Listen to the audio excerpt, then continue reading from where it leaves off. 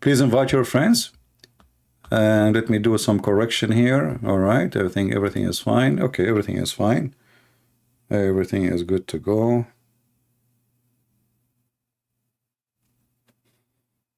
Please don't forget to download the previous video and share it everywhere in Zakir Naik page and all the Muslim pages, and you will see why Islam is laughable and why Islam cannot be from God.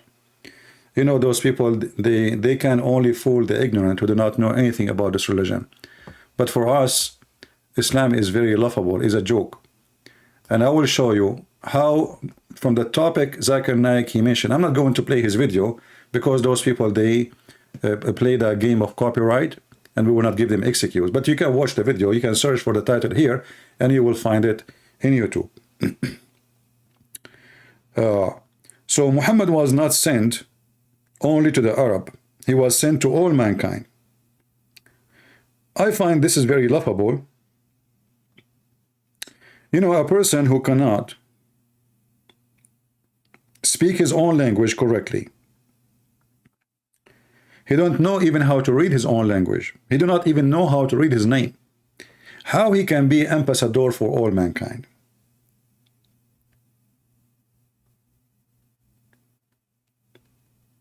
You might say to me, well, this is a very, like your logic is not correct. What, you do not need to speak, you know, there's no ambassador in the world. He speaks the language of the nation he's going to. Well, how is going to communicate with them? Have you ever heard of somebody, he was sent to a nation? You have to find a common language.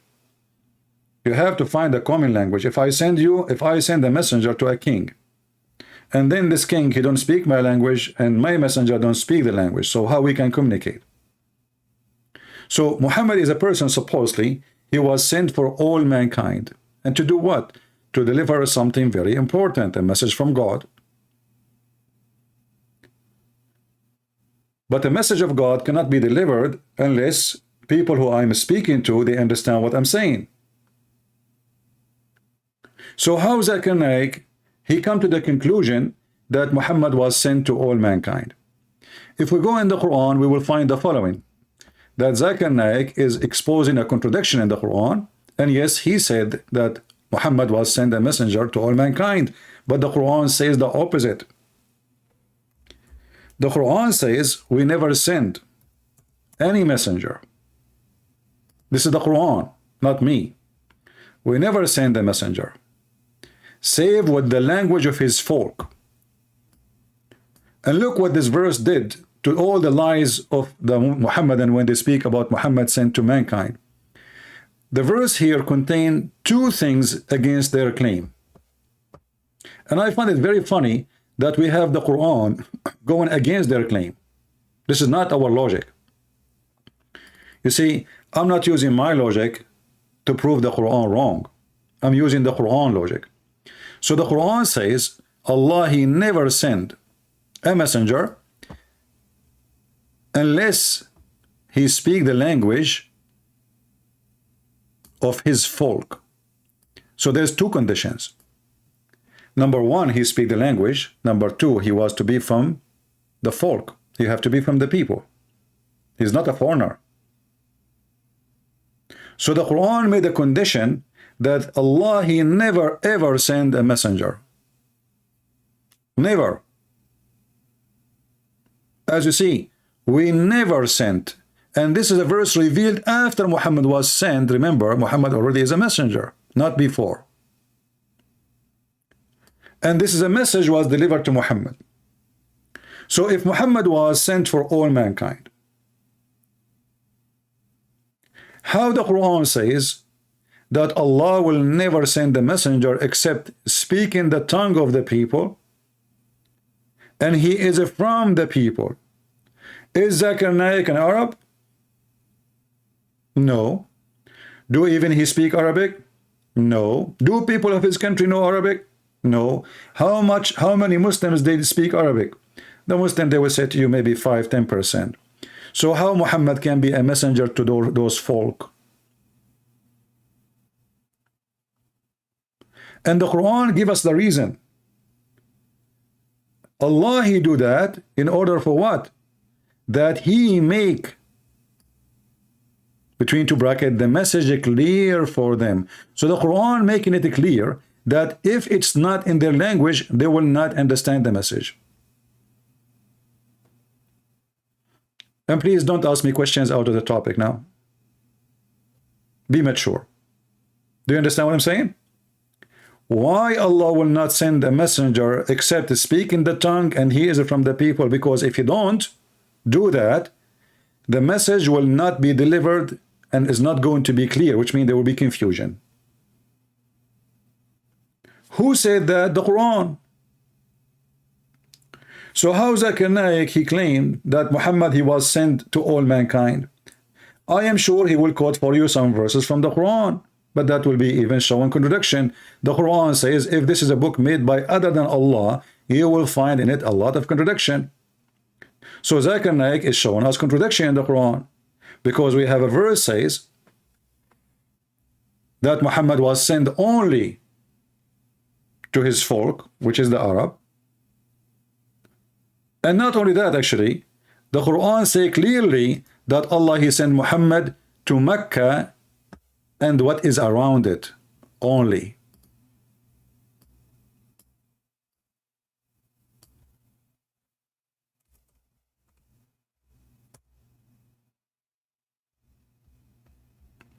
Chapter 6, verse number 92. It says, and this is a book which we have sent down, bringing blessing and confirming revelation. By the way, this is a false translation. In Arabic it says, مصدقا مصدق الذي بين يديه مصدق الذي بين يديه. So he believe, or he he accept and he believe in what is between his hands. So Quran again confirmed that the revelation between our hands is accurate, and this is will make the Muslims covered by shame when they lie and they say that Islam say the Bible is corrupted, when the Quran in front of us says he accept and he believe in what is between his hands from the revelation came before him. As you see, it says he's confirming, but in Arabic actually it says musaddiq, which means believe. This is why the Muslim, they call Abu Bakr as-Siddiq. What it does mean Siddiq? That means he believed. So here we see that Allah, he is saying, we send this book down, bringing blessing and confirming the revelation, which is the Bible, the Torah. And where? To warn about the mother of the cities, which is Mecca, and what is around it. Do you see it? That's it. Muhammad, not only he was sent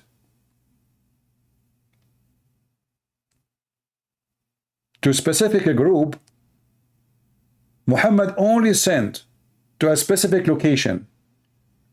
It is Mecca and what is around it. And Mecca is a small, I mean, at that time, maybe it's like maybe 2,000 people.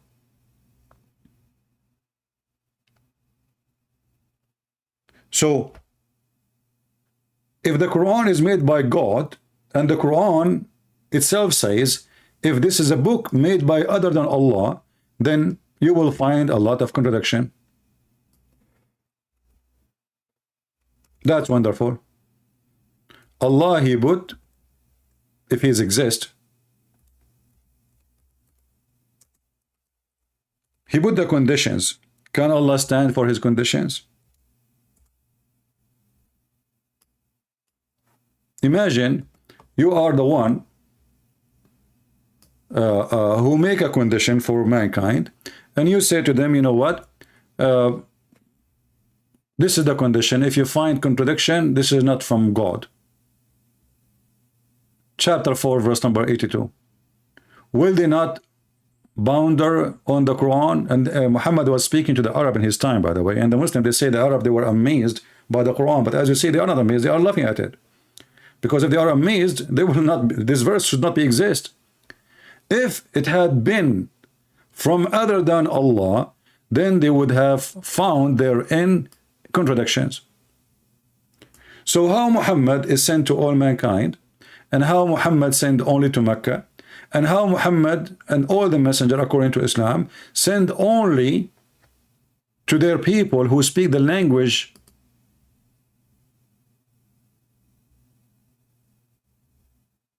and the tongue in order to make it clear for them. So the Quran confirm that if Allah, He send a messenger, don't speak the tongue, the message will never be clear. So how Zakir Naik, he is going against his Quran, saying that the Quran is clear for him? You know what I'm saying? If Zuzu, he claimed that he understands the Quran very well, that's mean the Quran told a lie.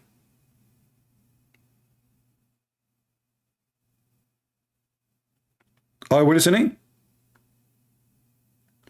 If somebody from Pakistan, from India, from Bangladesh, from whatever, Indonesia, Ustad, those, you know, they call themselves Ustad, you know, just fake, making money from those poor people. If they claim that they understand the Quran, that's mean the Quran is a lie. Because the Quran made it clear that no one, Allah will send him a message except in his tongue. Why? Because if you don't, it's not going to be clear for them. And here we find that this verse alone is proving Islam to be fraud again. Why? Because we find that the Quran, even in Arabic, is so confusing. Even to the Arab. You will find that every single verse in the Quran, the Muslim agree about not to agree what it does mean. So how the Arab who speak full language Arabic, they could not understand what the Quran is saying, and Zuzu from India or Pakistan or Bangladesh, he can understand the Quran very well. Isn't it, this is funny, and this is a clear contradiction of the Quran? Are you with me? I hope people who are trying to learn how to defeat Islam, we don't want you to debate Islam. I don't want people who debate. I want people to demolish. Islam is so easy to conquer. Islam is it's the most stupid cult ever.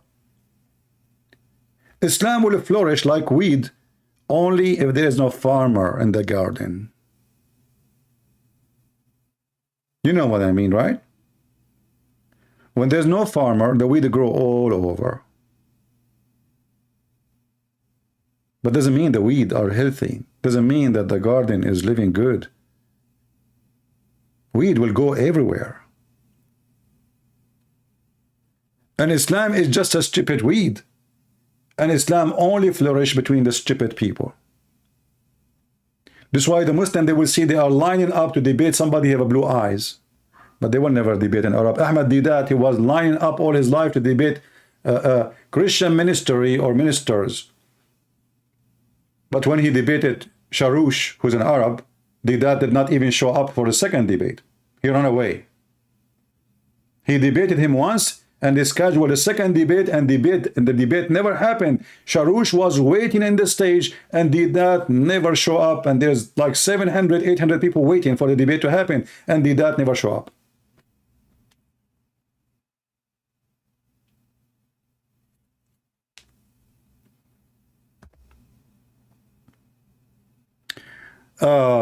I have a Muslim here saying,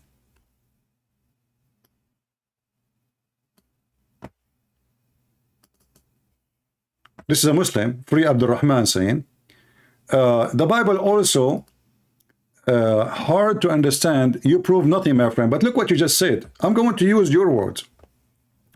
Guys, did he just say also? Did Abdul Rahman said also, or this is a Christian prince fabricating what he said? He said also, right? So he agreed the Quran, nobody can understand it.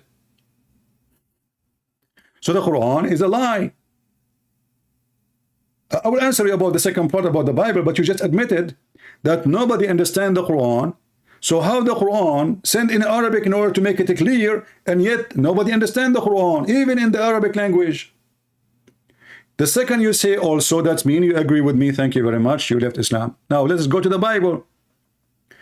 If you could not understand the Bible because you are not reading the Bible, you are reading the Quran. And you are using your logic, like we say, the Muslim, they will say, when I debate you about the Trinity, like, what is the problem with Trinity? How God can be 1 and 3 in the same time? Like, he's God, you idiot. If God cannot be 1 and 3 in the same time, he cannot be God. God can be as he wish. This is why we call him God. Do you tell him what to do? Do you have a schedule for God, what you can do, what you cannot do? So you Muslims, you are a person who have a logic and you go against your logic. In one hand, you say that Allah is Almighty. In the other hand, you say Allah cannot have a son. So how he is Allah Almighty, but he cannot? The second, you say that he cannot, and not only do, even the Quran says so. How Allah can have a son without having a girlfriend, the Quran say? Well, my God, he can have a son without girlfriend. So if you could not understand the Bible because you are following an idiot, his name is Muhammad, you are not listening. But I'm so glad that you admit that the Quran is a joke. And then Allah have a failure. Look at this. Allah, he said, we have only 400 people, by the way. I don't know why you guys are not inviting. Thank you very much for not inviting, you know. Look like maybe you are asking me to take some few days off. I can. You know, I would love to. So I will give you a chance to invite your friends. Otherwise, we will finish the broadcast. So when the Quran says we send the Quran in Arabic, in other verse, and this Arabic is a clear Arabic, and then we find that all the Arab, they could not understand the Quran. And this is why the Muslim, they have tons and thousands of interpretation for the Quran, and they are different from each other. Chapter 12, verse number 2. Why we send the Quran in Arabic? In order that you may understand. Look at this idiot. How somebody from Pakistan, if Muhammad was sent to all mankind, as Zakir Naik said, he will understand.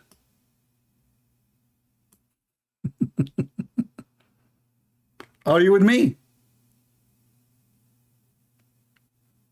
People, are you listening? Muhammad sent to all mankind. Okay. Why we send the Quran in Arabic? Allah said, not me. In order to understand. Okay, but they don't speak Arabic. And not only that, even the Arab who speak Arabic, they cannot understand the Quran because it's a silly, stupid book. Harut and Marut, Allah sent them in the Babylon Tower to open a school of Harry Potter to teach magic, to make divorce. I mean, is that a book even? The Mickey Mouse make more sense. So if we read here, the Quran saying in chapter 12, this is not Christian Prince, because the Muslim, they say to you, Christian Prince is lying to you. The Quran never said that. The Quran in front of you. And this is your Muslim website. Verily we have sent it down as Arabic. Okay, why we send it down in Arabic? In order you may understand. And I find it very funny. It says you may. Guys, do you see the word you may?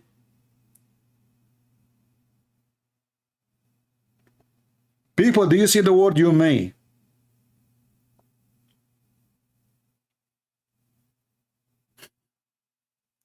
What do you mean you may? If you say you may understand, that's mean Allah, He is not capable of making things clear.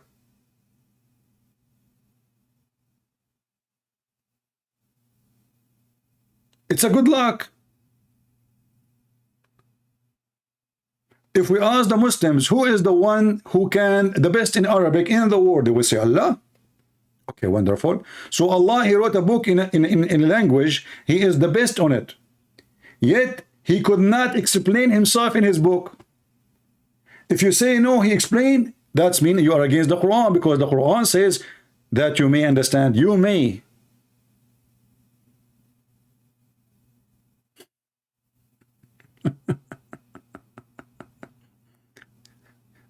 So look what happened now. Allah never sent a messenger except in the tongue of the people. Why? So He will make it clear for them. Okay, wonderful. That's great. And Allah sent him only to Qura, which is Mecca and what around it. Okay, wonderful. Great. And Allah sent the book in Arabic so they can understand. So they may understand. Okay, wonderful. So how Muhammad become a messenger to Pakistan or Indonesia? And remember, those Abdul, they keep saying to us, if this book made by other than Allah, you will find a lot of contradiction. But all of this is a chain of contradictions, one after one after one.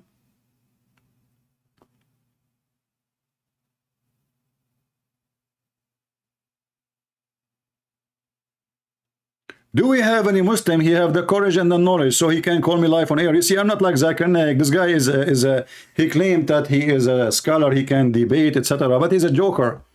Those people, they only accept to debate those who do not know Islam. So they can only attack Christianity. As simple as that. This is the whole game. The second they notice that you know Islam very well, they flee. My Skype is open. If there is any Muslim who would like to join us live on air for free. Do we have any Muslim?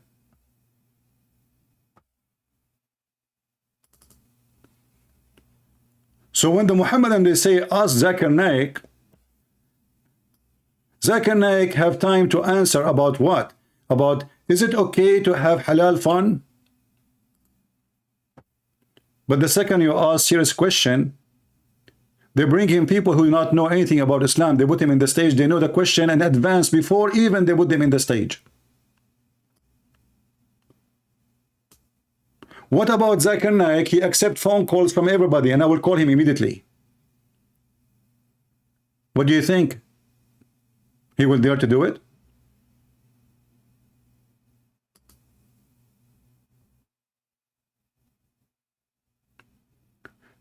Egg made you, he said. Ha ha ha, stupid question. Jesus speak English. Well, my friend, even your book says that the disciple of Jesus, by the order of Jesus, they were able to speak all languages of the world. So, my Lord, and not only that, your Quran says that Jesus, he speak all languages. Why? Because the Quran shows the Greek name of the Bible, Injil. So I'm asking you now, do Allah speak Greek? If yes, let me know. And as we showed you, Allah, he said that we never send a messenger except in the tongue of his people. So obviously, according to the Quran, Jesus was from Athena maybe, or maybe from Thessaloniki.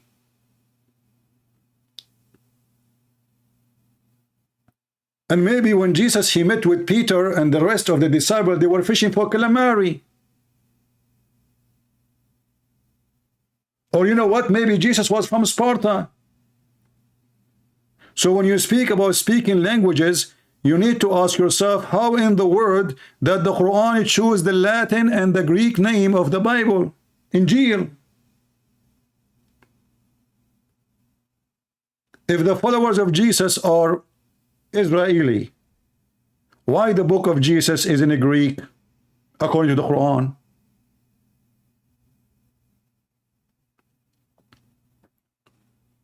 So Muslims, when they try to answer, they squeeze themselves and they got nothing. Literally nothing.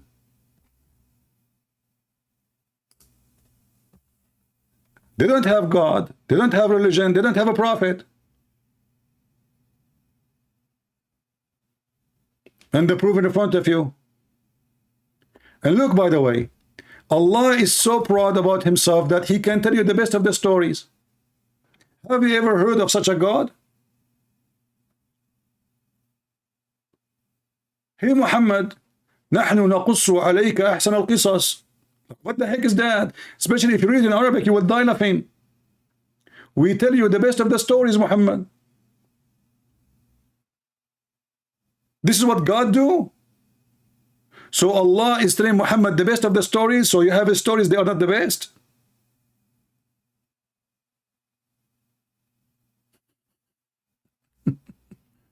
What the stories? Are they stories or they are real?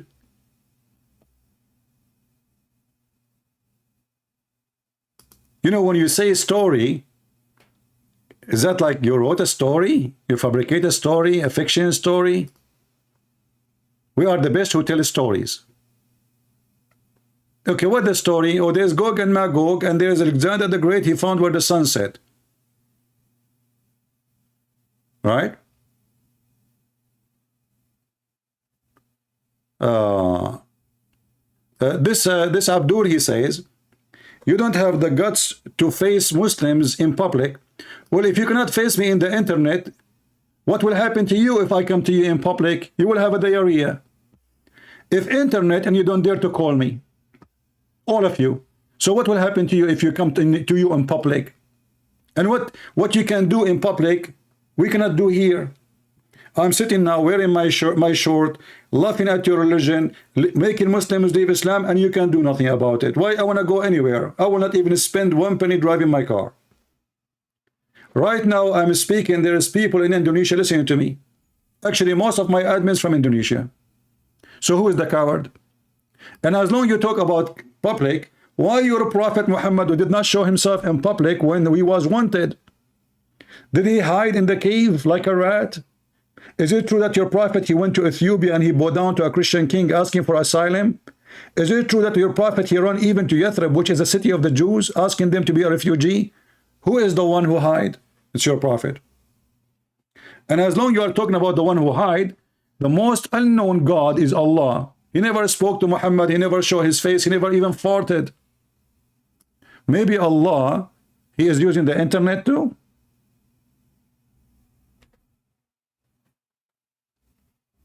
Right?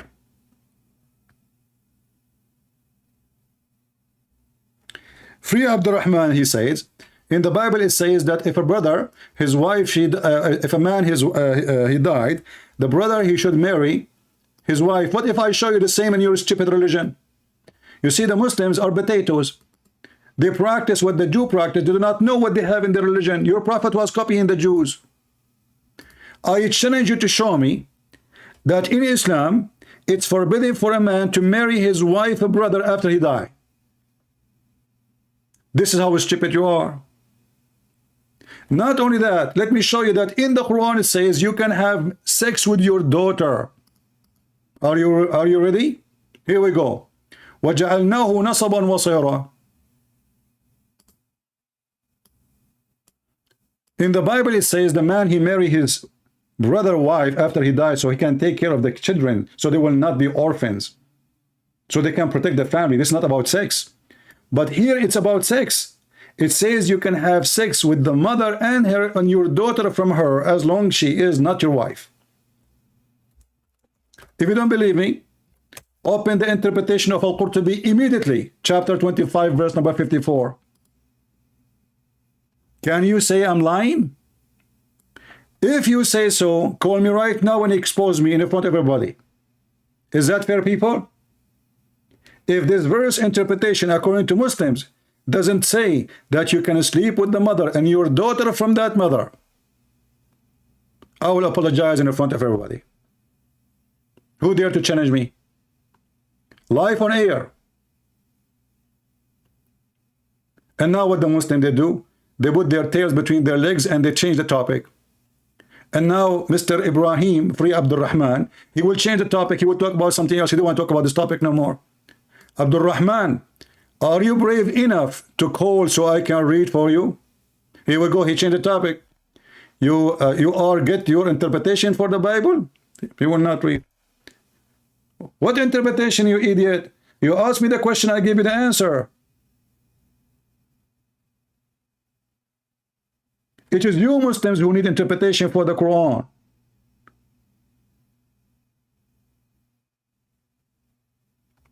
Who is a brave Muslim? He have the courage and the knowledge to call. Mayday, mayday. As you see, Zakir Naik is so brave. He claimed that he is celebrity and he is wearing expensive clothes. I wonder where the money is coming from, my friend. I mean, what do you do for a living? What it does? I never wear a suit. Honest to God, I never wear a suit. You know, last month I went to meet with a bunch of publishers, and I should wear professional clothes. You know, like you have to. You are the author. You know, I could not. I will never wear a suit. So why a Muslim sheikh wearing a suit, wearing a tie? He is wearing the clothes of the kuffar. And his prophet, he says, the one who dressed like them, talk like them, eat like them, he is one of them.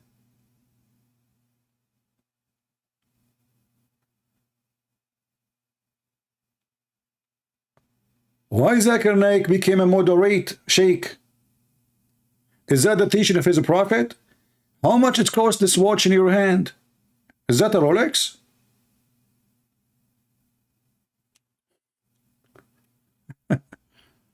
Forgiving is insulting me, calling me bastard. My friend, what if I show you that your prophet, he was born 4 years after his father's death? Let us talk about bastard. As long as you are trying to insult me, I will not insult you, you know, because you never know. Your mother, she might convert to Christianity and she become my wife.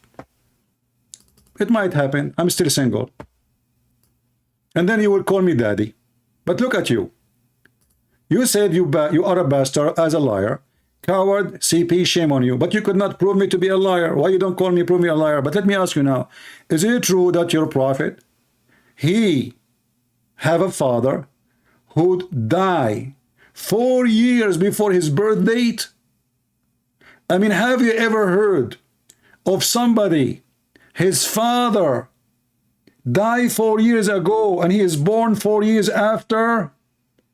Guess what? I think the mother of Muhammad, she put the sperm of her husband in the freezer at that time.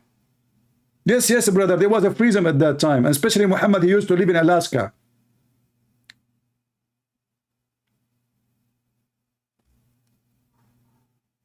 So you are angry, but you cannot prove me liar. You call me names, no problem. I'm not going to call you names. You might be, you know, I used to be like a, you know, in early age, I used to be a very bad boy. So I don't know. You might be my son. I don't know. Do you know the Muslim who go to his father? He keeps saying, "I want to marry this girl. I want to marry this girl." And then his father, he says, "No, no, no, you cannot marry her." And then the guy, he said to him, "How come I cannot marry this girl?" He said, "She's your sister." When I was in your age, I was going around. So he kept bringing women to marry them. And the father, he says to him, "You cannot marry this girl. You cannot marry this girl. You cannot marry this girl. You cannot marry that girl." Well, the whole town. And the kid, he could not find a girl to marry because all of them, they turned to be his sisters. And then the mother, she came to the son in his bedroom. She said, "Son, what's the problem? Why you growing your beard? You don't go out." He said, "Mom, if I tell you the truth, you will get hurt." She said, "Tell me the truth." She said, "My father, each time I ask him to marry a girl, he said to me, 'You cannot marry her. She is your sister.' How I can live?" The mother, she said, "Son, go and marry whoever you wish. Who told you that he is your father?" So forgiving Rohan, I bet you are the same as Muhammad. You do not know who is your father.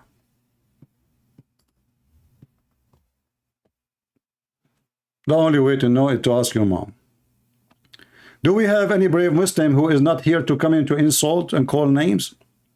Remember carefully, you try to insult my mother, I will whip the floor with your face.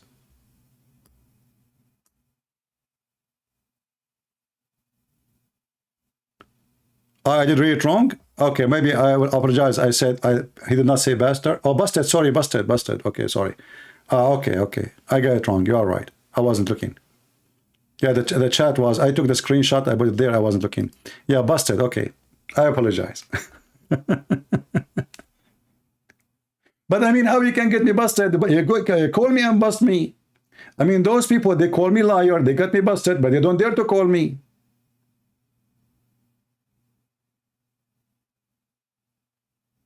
Do we have any brave Muslim?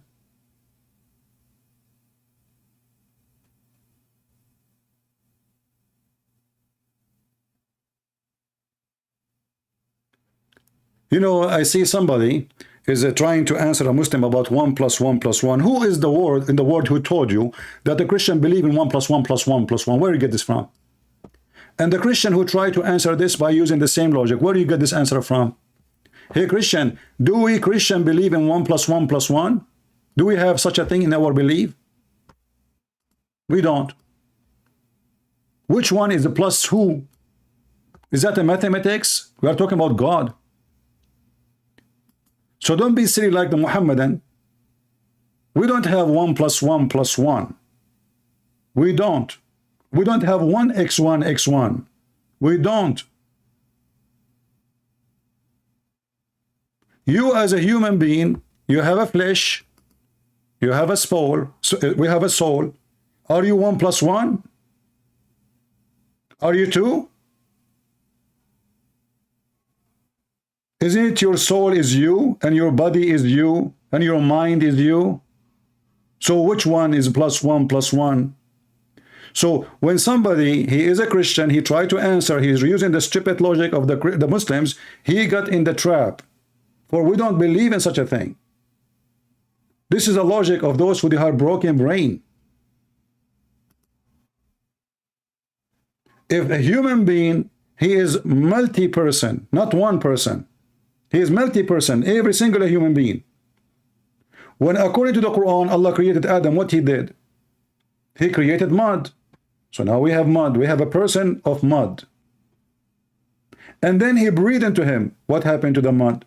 Now this mud became a living being. Why? Because he have a soul. So now what we have? We have the mud and we have the soul, but still one person.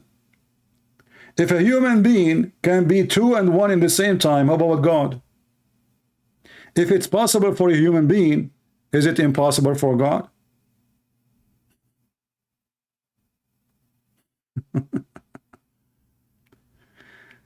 Do we have any brave Muslim here? Do you know he dare to call us? Mayday, Mayday, Mayday. Do we have any Muslim dare to call us? Somebody saying that Rohan, he don't have balls. My friend, don't talk about his balls. He do have balls. But who said that balls mean he have a brain? Have you ever heard of a cow? A male cow don't have balls. Did you see how big the balls of the donkey? But still he have no brain. So Rohan, he have balls. He do. But donkeys do too. Do we have any Muslim? Human can be too? Okay, hold on. Free Abdul Rahman saying, can a human be two? What if I show you from the Quran that a human is a three? Not two. Do you dare? Who dare to call me and I will show you from the Quran that a human being is one and three in the same time? Who accept the challenge? Look at them. You guys, you say they have no balls. They don't have a brain. The reason they don't dare to call, not because they do not have balls. They have balls. They have metaballs. They have all kind of balls. But they have zero brain. I went in eBay and I look at the Muslim brain. I found it's the most expensive one. Christian brain is not, you can buy it even for $10. A Jewish brain is like for $7.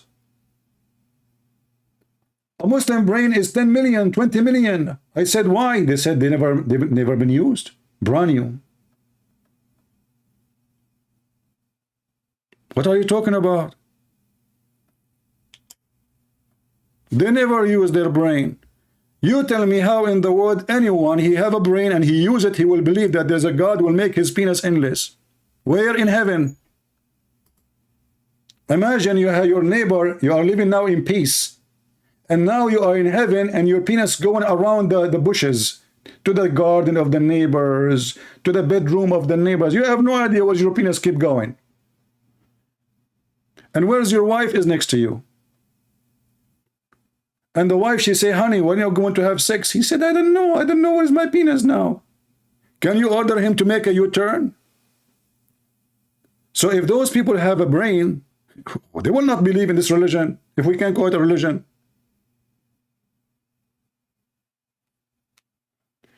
Do we have any brave Abdul? Look at this guy, he is putting a finger. The only religion who give finger to their God is the Muslims.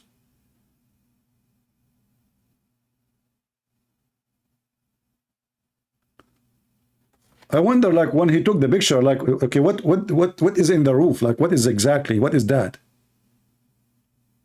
Silly, stupid religion, copy paste, they don't know what they are doing. They will say to you, we are saying that Allah is one. Like, do you need to use a finger to say Allah is one? And why this finger? Isn't it the same one you put in your nose? There's one booger in your nose. And you know, when the Muslims, they say we worship one God. Well, Shaitan, according to Islam, Iblis is one Iblis. One, there's one Iblis. So, are you saying that worshiping one is the correct way? There's only one Iblis, look. Only one. According to Muslim, Iblis. And by the way, Muslims, where the word Iblis coming from? Go check it out in the internet and you will see how your God is funny. How the word Iblis is in the Quran. The funny, this Quran claim that this is a book coming from Allah. Go check where is the word Iblis coming from. What is the source of it? You will die laughing.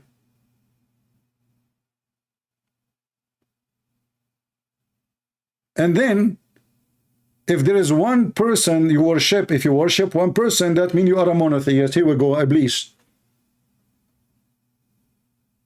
When they ask the companions about how shaitan he have a children, because the Quran says ذُرِّيَّتَهُ, which means shaitan he have a children. So they ask Ibn Abbas and they ask other scholars, and the cousin of Muhammad, they said, how Iblis he have a children? Do we have a wife? I mean, this Quran is really silly. Suppose there's only a shaitan, one Iblis. This is what the Quran is saying. Allah, he kicked only one person from the jinn. His name is Iblis. Only one. He sent him down to earth. So how this guy Iblis, he got the children's? The Muslim, they come with a solution. They say Allah, he created for Iblis a penis in his right thigh and a vagina in the left thigh.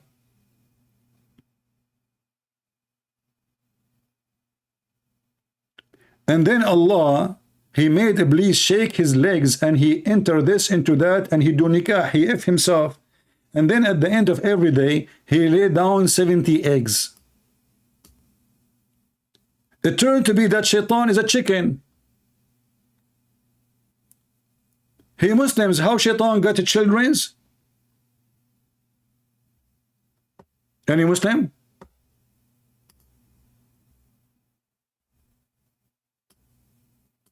Who want to explain to us how shaitan got the children's?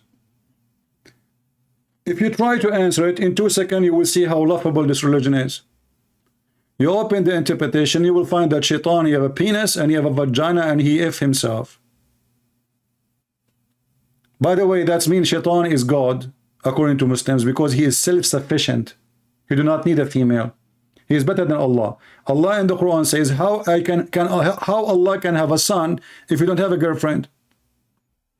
So Allah is saying that he cannot have a son unless he have a girlfriend. Look at shaitan. Shaitan, he do not need a girlfriend. He F himself. Allah, he cannot do that. I feel sorry for Allah. Chapter 6, verse 101. I like it, by the way. 101. Look at this. Even the number is perfect. The originator of the heaven and the earth, how can he have a child when he don't have a consort, a girlfriend? Look at this. You see, the Muslim, they say, if this is a book made by other than Allah, according to the Quran, you will find contradiction. But this is the contradiction. How Mary, who her God made her have a son, yet she don't have a boyfriend?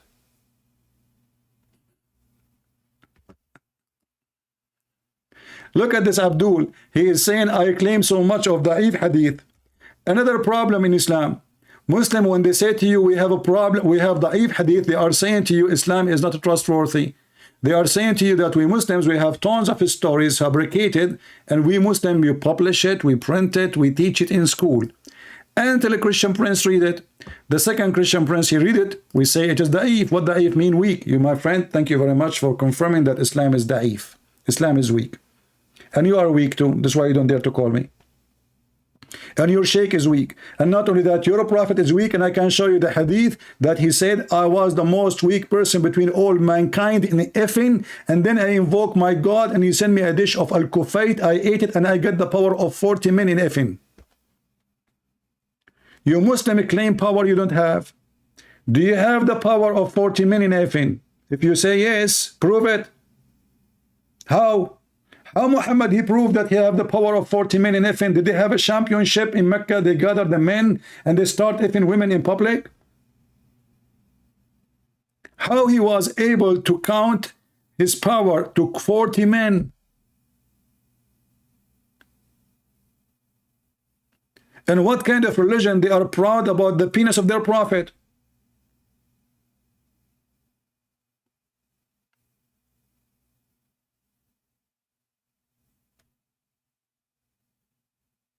Do you see why we see Islam laughable and Islam is a stupid religion? Stupid religion. Is Iblis an angel? No, according to Muslims, he is a genie. You see, Muslims, they stole stories from the Bible, but Muhammad is an idiot. He missed, as usual, he messed it up. So according to the Quran, Shaitan is a genie. Some Christian, they think, because of their ignorance, they think that when the Muslim they say genie, they mean spirit or demon. Genie is not a demon. Genie is not a demon. Genie is a creature. He can be invisible and he can show himself if he want. He is so small to the point he piss in your nose. Sorry, he piss in your nose, yeah, and he sleep in your mouth. Sometimes sleep in your nose, sleep in your ears, piss in your ears. Depends in the story of Muhammad. Actually, here we have in the intro, if you watch it, you will see that Shaitan, he sleep in your nose and he piss in your ears.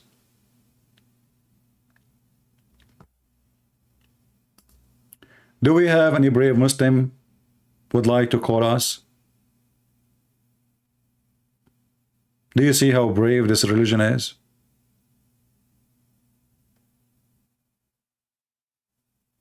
And when one of them, he tried to refute me, he says, Christian Prince, it doesn't say that, CP. First of all, this hadith reported by Shish Kebab. Shish Kebab, he said to Hummus. Hummus, he said to Kaka. Kaka, he said to Dudu. Dudu said to Umar. Abdullah ibn Umar, everybody knows that he is a barbecue liar.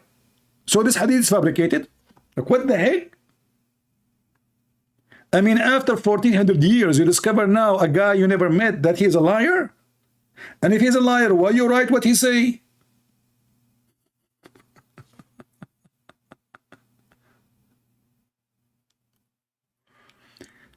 Why you do only activate the comment for subscribers so you can subscribe? You don't like it, leave. Here we go. Let me block you. Take care. Why you only activate the comment for subscribers? This is not comment. This is here chat. Nobody is forcing you. Don't get married, okay? Your wife, she will leave you second day. I mean, what a question. Christian Prince, why you activate only subscribers in the chat? So what you will lose? Does it cost you money? And subscribe after you finish chatting. Lord have mercy. Here we go, I blocked you. So now you will not suffer. And don't forget to unsubscribe, please. I don't want such a follower. What is the source of endless penis? My friend, I have to track the penis now. Are you serious? Go watch the video of the guy from where? I forgot. From Afghanistan. Do you guys remember the story? This guy, he called me, he said, you are a liar and this is not true. I asked many people, there's no such a hadith. And then he said to me, okay, if you show it to me, I will leave Islam. I did. He did not know Arabic. He said, oh, well, I don't know, this is maybe you're lying. So he took the reference. He came back and he denounced Islam.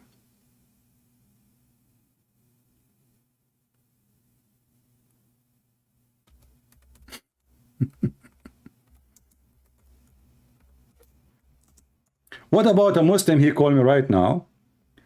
And let us see if a Christian Prince is saying the truth or not.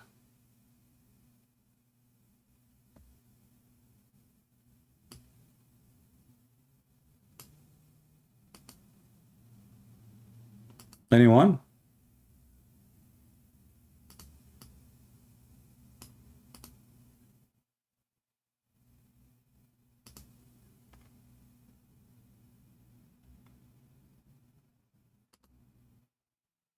Any Abdul?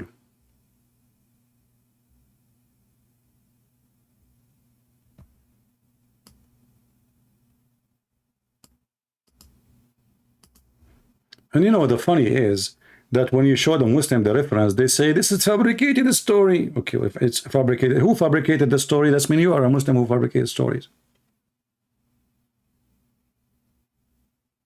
It is you, if it's fabricated.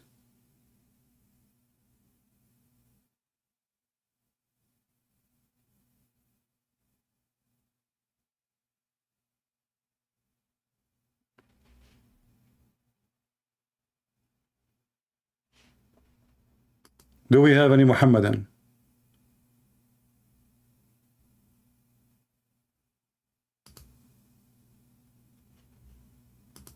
Anyone? Mayday, Mayday, Mayday.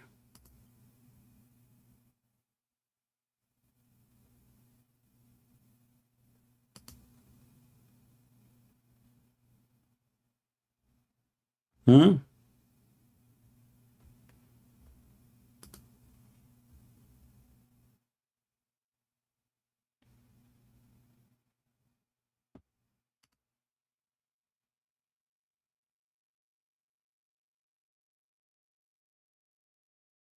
Hmm. This is how strong Islam is. In theory, Islam is a religion. In theory. In reality, Islam is a joke.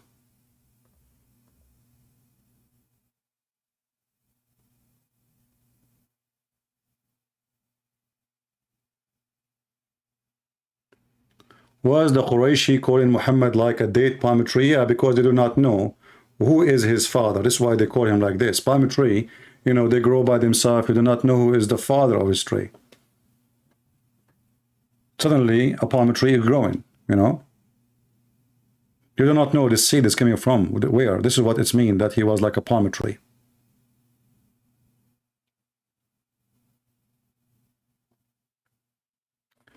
Forgive me, Rahman, you're just calling me names, and I did not block you, so I'm going to block you now, because obviously you have nothing except calling me names. Take a hike. Why you don't make a black magic for me, like what happened to your prophet? Somebody takes some hair from his ass, and then your prophet became bewitched. Give me your address, I will give you some hair. Not from my ass. I will give it to you from different location, from my nose. How in the world you Muslim believe that somebody, he can control somebody by some hair? Voodoo? Voodoo, voodoo, voodoo, Scooby-Doo?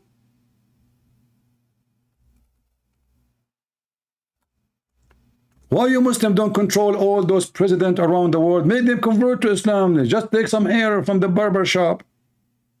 Go and find where this guy Biden, he take, you know, he cut his hair. Do magic, like, you know, shish kebab, hummus, shiku shuku, kuku kuku, and then that's the guy, he will say, become a Muslim second day. And not only that, you can control him to hit the bomb for nukes, and he attacked the Christians. Use your skills. Have you ever heard of a religion that the God of this religion, he sent 2 angels to open Horributer black magic school?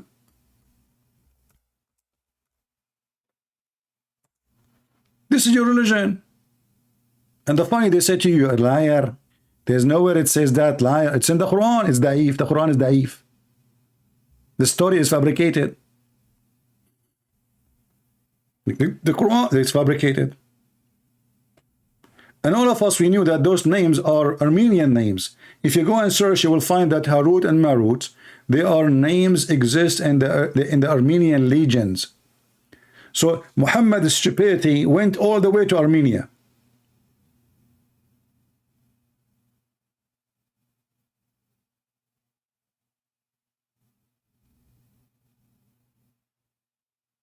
Harut and Marut?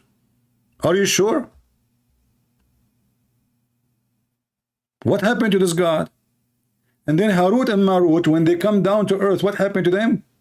They met with the woman, her name is Zahra, which means Venus. Venus, the story of Venus is in Islam as the following.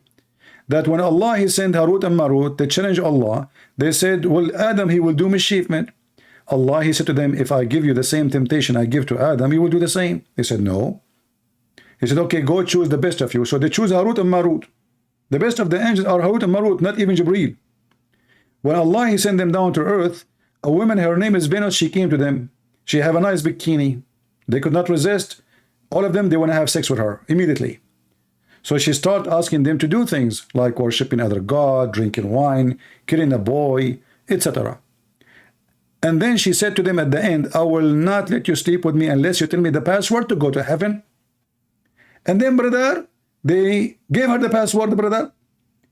Allah, he have a radar in the sky. The second he saw Venus coming to the sky through the, because she got the password now, Allah, he cursed her and he make her a star. Now I challenge the Muslim to say I'm lying. And this is not a story exists in your books.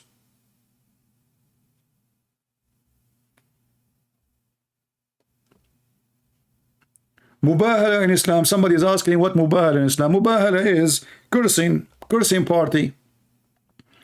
Two idiot, because Muhammad, he could not refute the Christians. So they came first date for him. They said, let us debate. Muhammad did not respond. Man, we came all the way from Ethiopia. Let us debate. Those are monks.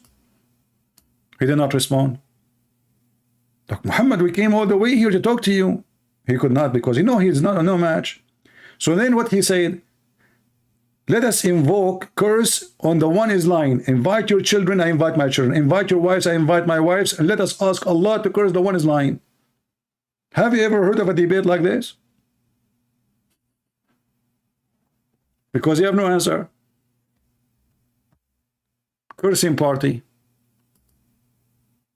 Until now, we did not have one single Muslim there to call us. As you see, Zakir Naik, he keep looking. He says, just one. Please, one. What Muslim call him?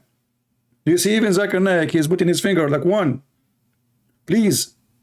Can we get one Muslim, just one man, for the sake of the shin of Allah? Have you ever heard of a God? The Muslim, they say Allah is not a man. And then we find that Allah have a shin, Allah have 5 fingers, He have a foot, He have an ass, He have a face, He have 2 ears, and He have 2 hands in the right side. Actually, I find it very funny when Muhammad said that Allah have 2 hands in the right side. Anyone knows why? And by the way, in different hadith, he says Allah have left hand too. But what you expect? Muhammad, he says stupid things. Why Muhammad, he says Allah have 2 right hands? Because right present right, left present wrong, correct? So Muhammad here is being extreme about his God, describing his God as a defect of birth. But look what happened. As long Allah, he have 2 right hands, then still he have left. You did not get of the left. You see, if having left, that's mean Allah is bad. The second you say he have right, that mean he have left.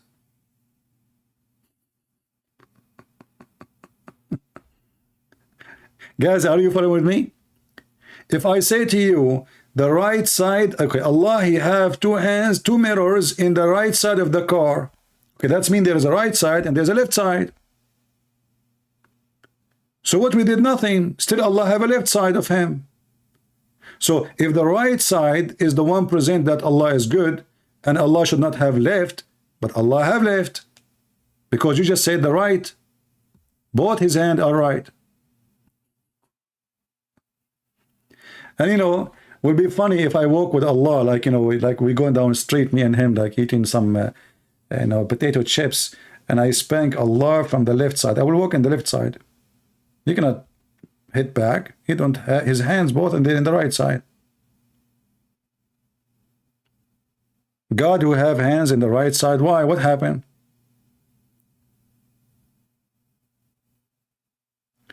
Does Allah have mouth? Sure, Allah have a mouth. Absolutely. When David Wood, he said to Mimi Hijab, your Allah have a body part. Mimi Hijab, he answered the question saying, who said so?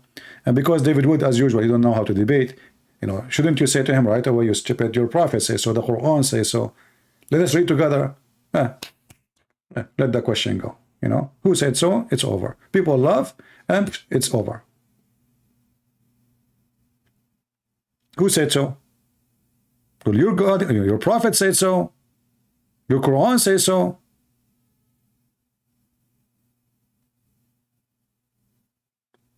Do we have any brave Muslim? Look, I see some Text in the other side. Don't use bad language, my friend. Don't force me to block you.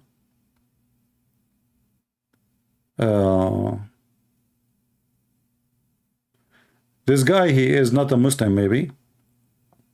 He's an atheist. Yeah, he's saying Bible and Quran both are based on incest. Who did children of Adam and Eve marry? I mean, look who is talking about incest. An atheist. A person who believed that he is a monkey, an animal. He is talking about incest just to show you how stupid you are to call yourself an atheist. An atheist, he don't believe in incest, you donkey. An atheist, he believes in an animal. So incest does not exist in your dictionary. And according to you, if we ask you, according to your atheism, if there's any way will stop you, anything will stop you from having sex with your mother, you will say no. You're an atheist. There's a book says don't have sex with your mother. There's a book says don't have sex with your daughter or your sister. So you are talking about incest, you idiot. I don't have time for monkeys. Go and get some bananas. Atheists are the most silly, stupid people ever. Monkeys, literally.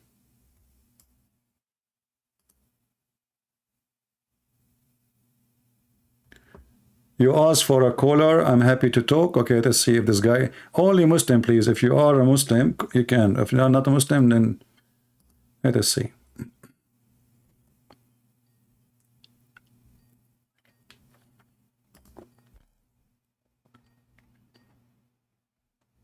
Hello? You're still live, I presume, right? Yes, we are live. Are you a Muslim, my friend? Well, I don't really have an answer for that, to be honest. I was raised one. Okay, so you are a Muslim, but you don't know if you are a Muslim. So what I was saying, you are a Muslim or not? I'm not sure. Okay, so What I'm sure of is yeah. when you were talking about the devil urinating in people's noses and mouths and ears, and that stuff used to scare me so much as a child. And to be honest, I was listening to you for years now, All and right. I just had the courage to talk to you today, to be honest. All right. So does that mean you are confused about Islam because you are listening to me? I'm not confused. I think it's a cult. I Okay, honestly so do. but let me change the question. Like, did you come to the conclusion Islam is a cult because you listened to me for years? Many reasons. In fact, I'm a woman myself. I am a mother of women, All right. of girls as well. Okay. And I don't think all these things and going to heaven to be a sex slave is not something I want for myself or my daughters. I You know, understand. All right. So and why you don't say I am out of Islam? I mean, why you are confused still? I mean, if you don't want to be a sex slave no, I don't. as a female, then just denounce Muhammad and say, okay, Muhammad obviously he is a devilish person. He is satanic. I've denounced Muhammad long time ago. Oh, okay. That's good. Yes, Then you should but not say I'm not sure. You know, when I ask you, you should say, okay, I'm not a Muslim no more. I left. yeah, All right. but I wanted to ask you about this, the right hands, because you were discussing the two right hands of God, Hmm. and that also is written in the Quran. Every Muslim believes that God only has right side, and I don't understand. Is he disabled according to Islam? You see, I like for me, I can take it in different measure. I say, okay, you know what? The right side present the right direction. You know, always the word right present right, left Hmm. present in the manner of religion. The word right present the right path, the right belief, the right way. You know, and the left is the wrong one. So I can take it this way, no problem. But this is God.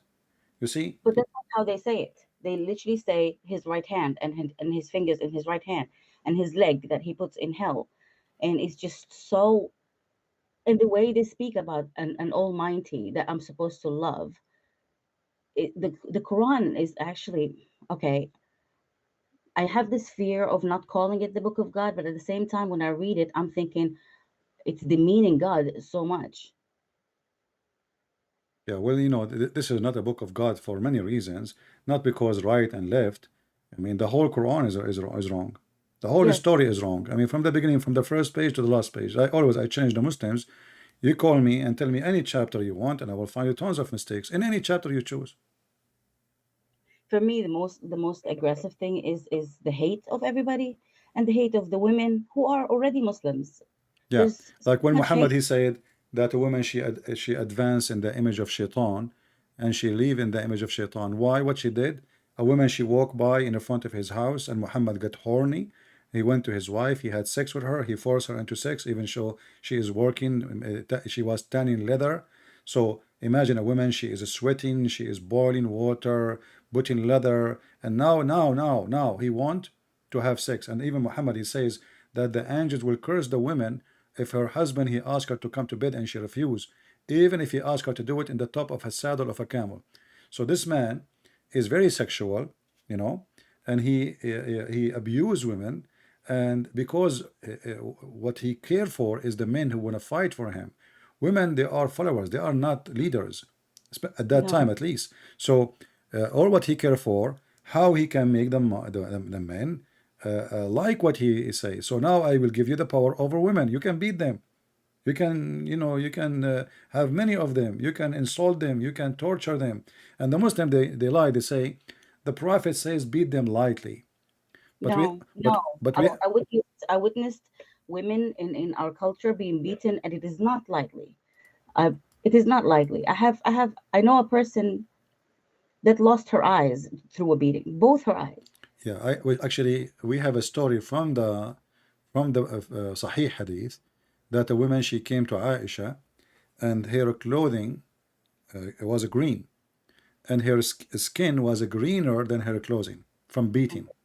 In the time Oh, of Muhammad, what Muhammad did, he took the side of the man and he never even questioned the man. Why even you beat her severely like this? He took his side and actually he gave him a verse says, "Your women are you are in charge of women, so beat them, like admonish them, jail them in their rooms and beat them." yes. And the story in front of us in Sahih Bukhari, Hadith number 42, book number Hmm. 77. So the story clearly, Aisha, she said that the woman she was, a lady she came to wearing a green veil, and she complained to her, to Aisha, and she showed her beating. She showed her skin caused by beating. And it was saying here, she saw her spot, green spot in her skin. It was a habit. Look how the Muslim explain how the women support each other, supposedly. It was the Hmm. habit of ladies to support each other. This is not because the man is bad. No, no, no. But this is because ladies support each other. So when Allah Messenger came, Aisha, she said, I have not seen any women suffering as much as I believe in women. Can Muslim they say that Aisha she is a liar? No, According she's to not. this, the most suffering women is Muslim women. And she continues saying, look, her skin is greener than her clothes. And then you read the rest of the story, you will see Muhammad taking the side of the man against the women. Always. The thing is that was a turning point for me. Is also Aisha is guilty in that sense. The rape of Zainab, of the rabbi's daughter. Um, that was a horrific story for me, and they tell it as if it's an accomplishment. You just killed her father and brother and husband, Yeah, you're talking presumably about Safiya. Sophia, yes. Yeah, And I didn't see any of his wife come to defend her or yeah. any of the men. And then this Well, happened he in, killed all her tribes, and then she became his sex slave. So what she can do, no one. And I mean, those women, at the end of the day, they knew that this guy is a beast. Anyone who go against him, he will end dead. Who dare? that was literally the turning point for me. And these kind of stories, that like the one you were telling, when they go to heaven, an endless organ, Yeah. who needs that? It makes no sense in a human mind. Who needs that? Why would you want to look like that? Why would I want to go to heaven where I don't see my husband for 70 plus years, and when he comes back to me, I'm only there for that reason, and then again 70 plus years? What do I do there? What do I exactly do No, there? not What's my 70 actually. He will stay when a husband he sleep with his wife. you will stay for a couple of thousand of years until you return, come back again. Because you see, when the Muslim they speak about 72 women, 72 women, each one of them have 72 maid, and each maid she have 70, etc. So like so the number increase like like double and double and double and double and 70 times. So you will end with thousands of women and the man, and then if you calculate, even the Muhammad he says that the man in heaven his orgasm will take 70 years, just the orgasm alone. That would kill him. That's physiologically. Let us not who care about killing him, but I mean, but you notice here how much sexuality is Yes. very focused in this religion because it is a sex cult, This is for me. This is why I called you, because I needed confirmation that I'm not, like, in my head. I'm an educated woman. I'm in my head. I'm thinking this does not make sense, and I don't want to go to that heaven. But I want a heaven to go to because I grew up believing So it. what do I you do think love about God. Christianity? As long like now you agree with me that Muhammad is a fraud. What do you think about Jesus then? I've never heard a bad story about him. He's never a sexualized woman like that. And Actually, he believes. Jesus not only, Jesus he was out of his time because we are talking about 2,000 years ago. How So yeah. always women is looked down at. In every society, especially in the Middle East. So, but Jesus he did not do that. Actually, only in Christianity, Christians they have a unique story about Jesus that he himself, who is our Lord, is born of a woman. Born of a woman. So how Yeah. much honor a woman she can have in anywhere, you will not see any Christian can dare to like disrespect Mary, but Mary is a woman. At the end of the day, she is a woman. She is not God. She is a woman. So if God himself he chose to be born of a woman, then what's wrong with the women? And Jesus himself, when he spoke about the women, he forbid the Christians, the one who listen to him, that if you want to marry, you marry only one woman. Why you want to That's have right. two and three and four?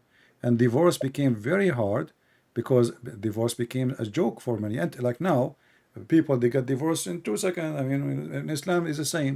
Islam actually was advanced in divorce before any other cult and any other religion, pagan religion, because Islam make divorce just one statement, one word. The guy he said you're divorced. That's it. You're done.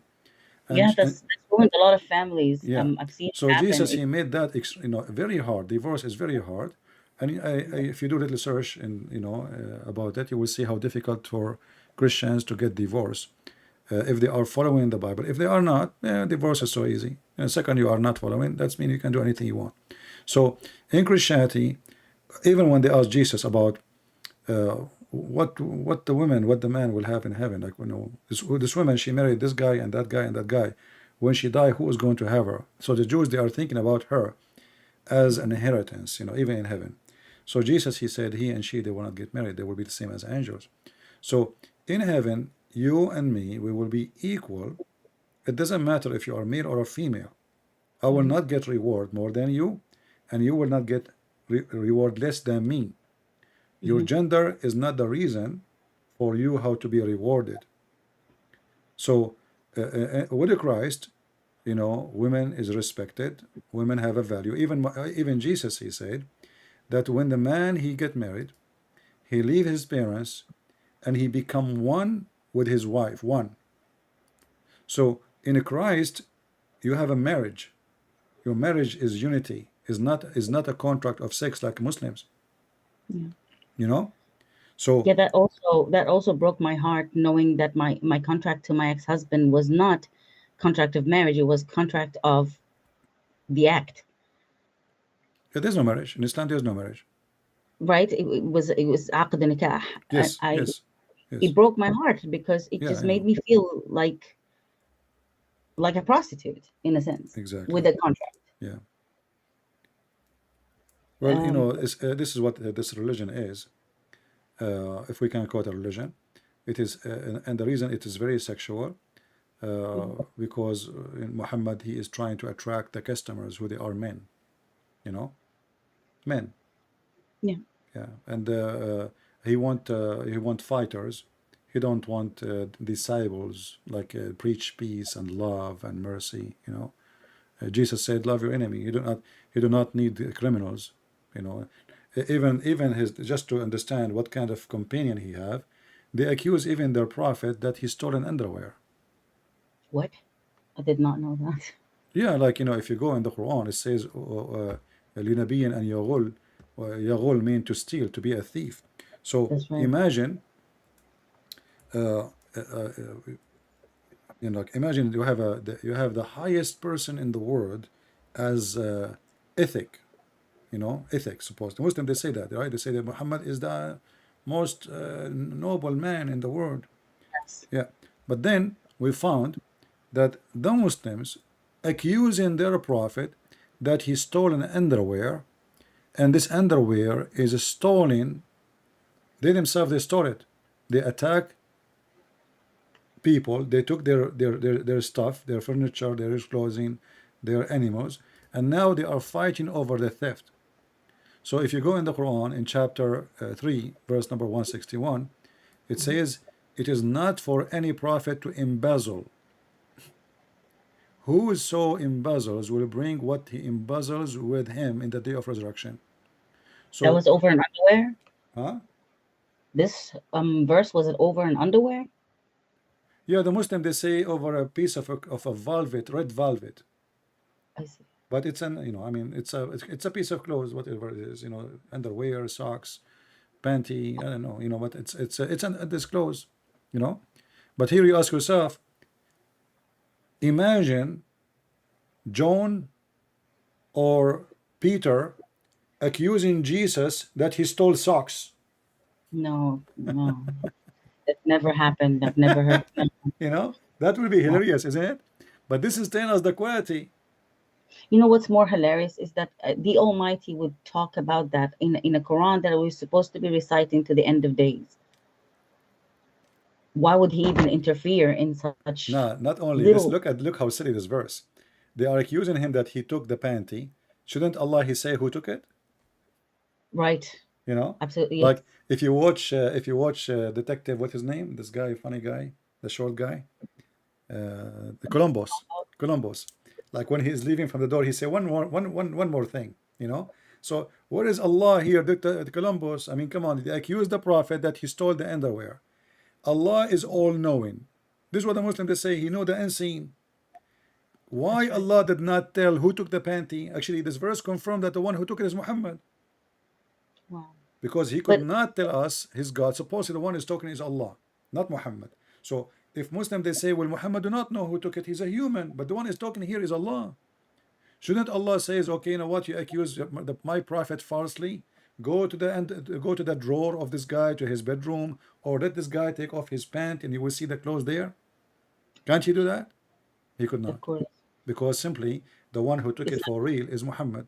And Columbus is way smarter than Allah. This verse confirms that Muhammad is the thief, not the opposite. And confirm other thing, the quality of the companion. Because what kind of companion? I mean, aren't you ashamed to accuse your prophet that he stole it? What kind of gang he have? Like you watch those movies like a bunch of a drunken pirate, the Pirates of the Caribbean. They have no dignity, they have no ethic. They are pirate. And this is telling us that Muhammad and his companion, they have no dignity, and they are just a bunch of pirates. And not only that, actually the Muslims, they agree that Muhammad was a pirate. If you go and search on the internet, you will see how they call it Ghazwa. How many times Muhammad he did Ghazwa? You will see how many. Ghazwa, what they do? They attack the caravan of people in the street, and they steal their clothes, their stuff, their animals, their money. That's right. Yeah. However, Muslims, admire the Sahaba, the companions, sometimes more than the Prophet himself. Like the way they speak about Omar, for example, much more. Yeah, Omar, he killed Fatima, and he caused her to have this courage, and yet they still worship Omar, the Sunni. More than Muhammad, yes. Yeah. But let me ask you, as long you agree with me that Islam is really false, and you agree that Jesus, there's nothing negative about him, what do you think about Jesus as Lord, as Savior for you? If there's a questions for you, I can help you with. For me, I don't know what can give me a heaven that I'm pleased with. Because I've been calling God Allah the whole time. And for me, Allah, honestly, it means al-ilah. But I've been listening to you as well saying that no, it is the moon god. And I've known, for example, my grandmother was Christian, my grandmother was Catholic, right? And I've heard her say Allah as to talk about God. Yeah. So I'm like, okay, what am I going to call God now? And Yeah. Let me explain to you. You see, your grandmother, she is, I can tell you speak Arabic, correct? yes, I do. All right. So your grandmother, she's an Arab. They live between the Arab and they are using the same word the Arab using, but Allah is not our God. We cannot find the word Allah in the Bible anywhere.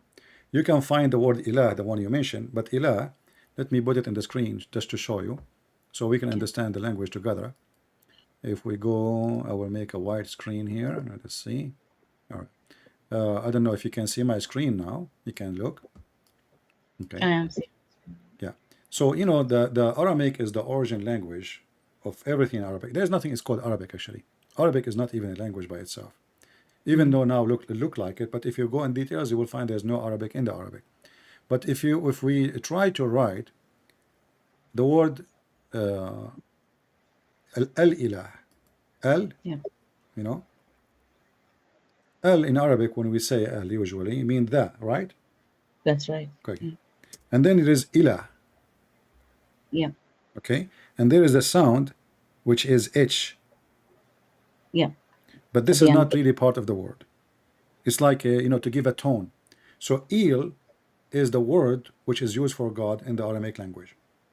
And However, in Hebrew, yeah. any Hebrew, yeah, the origin is Aramaic, even from the Hebrew, even the Hebrew. Remember, Abraham is the father of who? Of the Jews, correct? Absolutely, Then yes. Abraham came from where? From the land And of the Aramaic-speaking people, correct? that's right. So Iraq. it's normal that he is using Aramaic language. So Il is the new actually Hebrew, the original Hebrew or the older, it was Al. So Israel was not Israel, it was Israel. Al. Al mean God. Al is a word mean God. It's not a name of God. Same as Il. It's not a name of God. It's a word. It can be used even for any God. You know, like Il, God, God. Like now, in English you say God. A Hindu person, he say the same word God. A person who worship maybe stars, he called them God. So it's a word. Il, Al is God. This is why we say Baal. You know, Baal, Baal, Al. You know, he is God. God, this God it have nothing to do with us. He is the God of fertility. So Al is a word mean God, and Allah. If you ask any Muslim, and you used to be a Muslim, and your family are Muslims, Allah is a name, is not a word mean God. Do we agree? Yes, and yes, I agree. But at the same time, whenever I ask that question, even when I was little, so how did al-ilah become Allah? And then they're like, no, it just means the God. Yeah. So I'm like, okay, so what's his name then? Because Okay. all I have is attributes. Yeah. Let 99 me explain to you. You attributes. see, Allah is not the same as al-ilah. If you go to chapter 1, verse number 2, and as long as you speak Arabic, it says Alhamdulillah, Alhamdulillah, correct? Yeah, So what we have li, and we have lah, not ilah. yeah. So the confusion happening because you are mixing between ilah, il, and lah. So Lah. what's lah? Lah is the name of the God. Lah is the moon God. We can search it right now in Google. So even in the Quran it says, like if I go right now, let me see in the Muslim website, they have a way, like you know, like you can pronounce in English the letters, what they call it. Let us see, translation. I think translation. Yeah, let us see the translation how it's going to be. All right. Yeah, this is a funny translation. Let us see the other one, number 2. See, this is the Muslims. They are breaking the word from Arabic into Latin letters. So, alhamdu, li mean to. And then they say lahi. Yep. But I you know, those tashkil, they are added later. There's nothing that's called tashkil in the Quran. Like lahi, this is the tashkil, this is not a letter. So we have to take it only lah. So alhamdulillah, li mean to, what is to who? To lah, not to Okay. ilah. Huh? And alhamdulillah Rabbil Alameen. Okay, he is the Lord of Rabb is an Aramaic word too. Even the Hebrew use it too, which means like rabbi, master, you know, Rabbi. Yeah. So Alhamdulillah, and thanks to lah, the Lord or the master of the two worlds. Okay, who is lah? It's not Allah now. You see, the word in the top it says Bism li lah. Do you see it? This is a Muslim trying to teach you how to pronounce it, but for you, you speak Arabic, do not need it. But just for people to see. So in the first one in Arabic, it says here Bismillah, and the Allah is written differently. There's Alif, there's letter A in the beginning. Here the letter is gone. There's no letter in the second one. If we zoom, you will see there's difference between them. There's one letter missing in the beginning. Do the people that wrote this, do they know this? Like the sheks and you see the Quran obviously never was in Arabic. Quran is not an Arabic book. There is somebody, he made this book trying to make it as it is today, but the original Quran cannot be in Arabic. And there's many proof of that, you know. But this is more complicated. Actually, I will speak about that in my coming book, which is going to be very good for many people to earn a lot of information about how Islam is born, and born of what. But if we focus here with us, you are focusing in the name of God, right? yeah. But the name for me is not important. You see, when when Moses he asked God in the Bible, he says to him, "What I will call you, what I will tell my people, you know, okay, you are God, you are my creator. So what I will tell you, what I will tell them, you know." So he said to him, "I am who I am." God did not give a name, and even though the Bible uses it as a name, like in a Christian, they say to you, "Well, this word is a name, the name of God. This is how God he present himself to." If you go to Exodus chapter 3 verse 14, so I am who I am. But because people read it in the foreign language, which is the Hebrew, they think it's really a name, but this is not really a name. God is telling us that he is the one who is exist without anyone to make him exist. I am the one who exists by myself. So I am who I am, but we don't follow a name. We follow God. We don't follow a name, because anyone can claim the name, and that's mean he is God. Like now, when we say we believe in Jesus, right? But if you go to Mexico, you will find people, they call themselves Jesus, right? Yeah, that's It's a right. popular name. Yes. So does that mean we worship them? No, we don't follow the name. We follow the person. The name we don't follow. And the name of the Messiah, the real name is Yeshua. But we don't care really for the name as much we care for the person. The name is how he identified between the people he was with.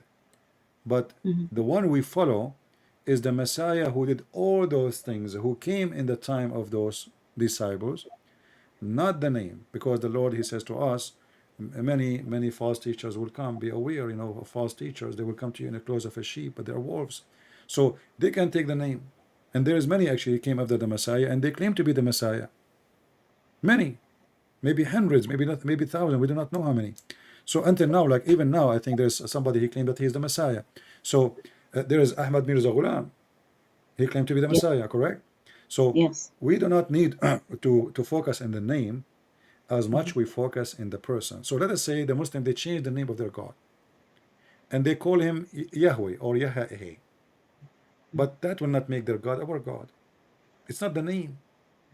Imagine, like you have, a car made in France, a Peugeot, and then you put Mercedes Benz on your car, but doesn't make your car Mercedes, correct? No, it does not. Yeah. It's the So attributes. Muslims, they stole many names. Sorry, my voice. So the Muslim, they stole many names, and they put them in their book, but still their religion is not ours, and their God is not ours. Even though they say we believe in Mary, he will go, they have Mary, we have Mary too, but obviously it's not the same Mary. In the Quran, Mary, she is the daughter of Imran. Who is Imran? It's not. She is the Yeah. sister of Aaron, and she is the sister of Moses. And you know, I mean, it's a messed up. And you know, the God of the Bible from the beginning, if you go from the beginning of the Bible, you see God in his spirit. So from the first verses in the Bible, it says that God, he have a spirit. The Muslims, they deny that God is a spirit, but the Jews and the Christian, they agree that yes, God is a spirit. So what we care for is not the name. However, I reject to use the name because the name of the God of Islam is proven to be the moon god. Even though the Quran says don't worship the moon, but the moon god is not worshiping the moon. It's the moon god, not the moon. You know what I mean? So Wow. if I say the God of the earth, does not mean we worship the earth. That's right. It's like Greek mythology, a god of Yeah. something. So if And I then, say the God of sex, doesn't mean we worship sex. He's God of sex. You know, mhm. he's God of sex. So he is the one in control of something. So the God, this God, the Muslim they worship, they stole the name from ancient language, and if we search it, we will find in 2 seconds that La is the moon god. And not only that, you know that a Muslim they go to the Kaaba, correct? That's right. Yeah. And I in the hated that Kaaba, place yeah, and ever since I was a kid. I don't know why. you I've went, never like. did you go to the Kaaba yourself? Yeah. Okay. They took me. I was a kid. I hated it. I hated the crowdedness. I hated the noise. I hated the aimless running of grown-ups that means nothing. Yeah. And how dirty it is. If you look at the Yes, pictures in Mecca, you will see how dirty the city. You I know, never belonged. I very knew I never savage, very belonged. savage. Yeah, but I want to talk about here something important. You Okay. know, in the Kaaba there is something called a Ruknul Yamani, Yes. The Yemeni corner. Let us put it in the Yes. screen so people they can see it. If you ask the Muslims what the Yemeni corner, Yemeni mean the corner of Yemen. That's Okay, right. why it's called your corner of Yemen?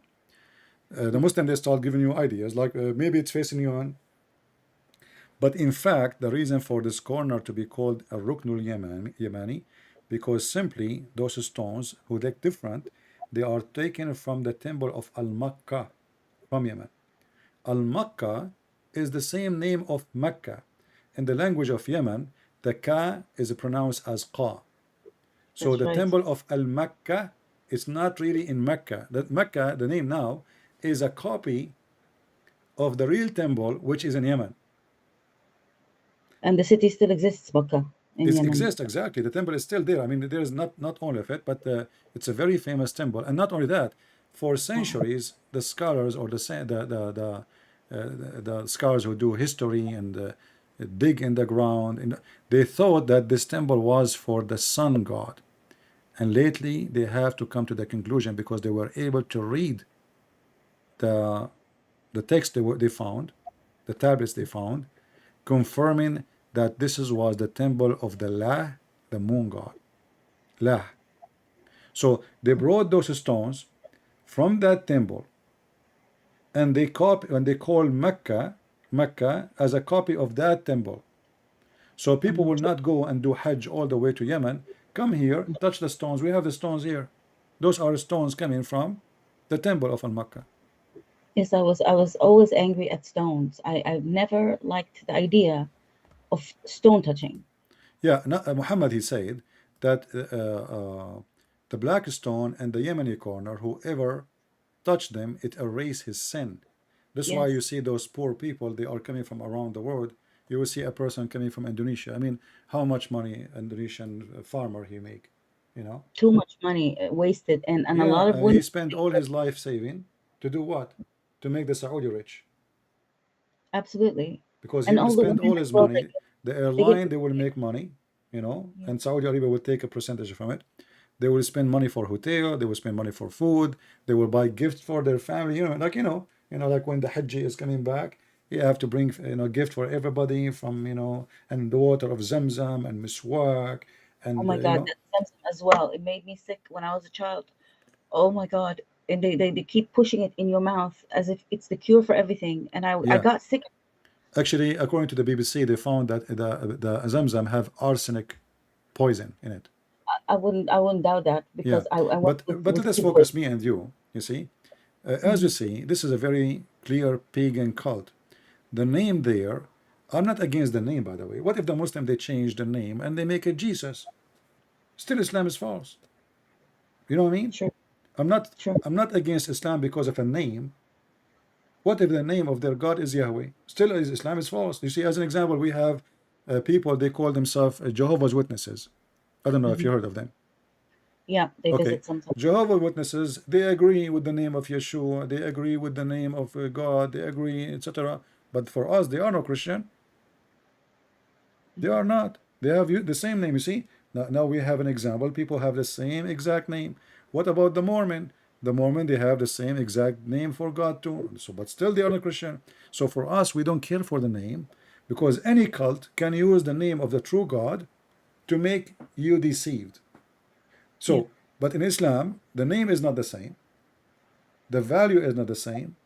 The ethic is not the same. The nature of God is not the same. Our God is a spirit, their God is not. Our God can be a man, and he came as a man. Even the Bible says God created Adam in his image. The Muslim, they reject that. Islam teach that God, if you don't commit sin, he will destroy you. Our God teach if you commit sin, he will be destroyed.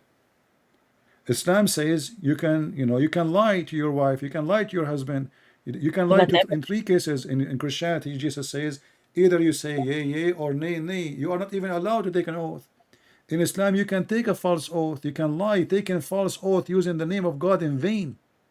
100%, yes. So Islam is proven to be satanic, and with Christ, you are with God. So how we recognize God as a Christ? We don't recognize because Jesus will come and he say, I'm Jesus.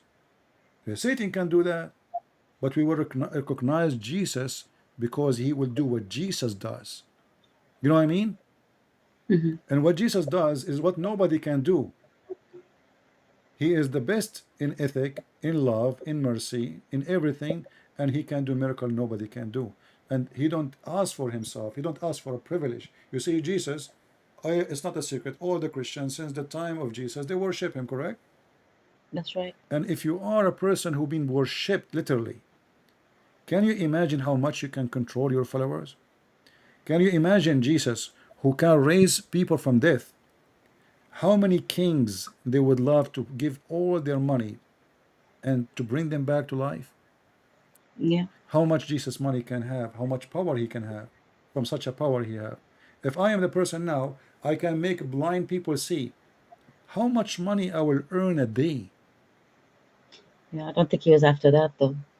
I will find hundreds of thousands every day in front of my house because I just touch their eyes and they can see. So Jesus have a power nobody can have yet. I don't know if you know the story. Jesus, he ordered his disciples, if you don't let me wash your feet, you don't belong to me. So this is the person who we worship. What he is doing, he said to us, the master is the servant. The one who want to be a master, he should be a servant first. So because he have an extreme love, we worship him. He is the Son of God. He is God on earth. Yet he he wash our feet. And this is how you know who is Jesus. It's not by the name. This is why Jesus said, from their fruits you shall know them. And I want you to use this in everything in your life. Anything. With your friends, with your family, with the business. You want to know a person, it's not by what he say. It's not by what he claim, not how he dress, not how rich, not how poor. You will know them by their fruits. And Absolutely, yes. that is God, my friend. God is fruits. And the fruit of Jesus is so clear. So when I say to you, I invite you to accept Jesus as your Savior, I'm asking you not only to accept the person as a name, I'm asking you to accept the person as a fruit. The true God, he have a true fruit. And how we know him?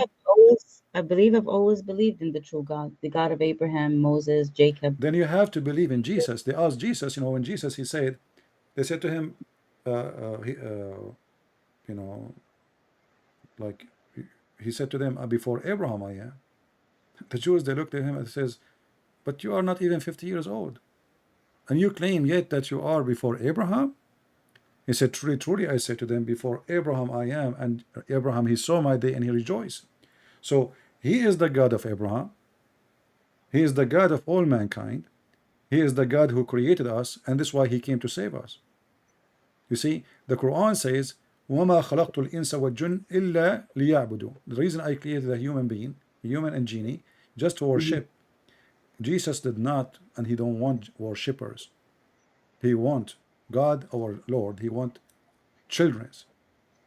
He don't want us to be slaves. Like when you call me, you say to me, I hate to be slaves, right? And you hate to be a sex slave.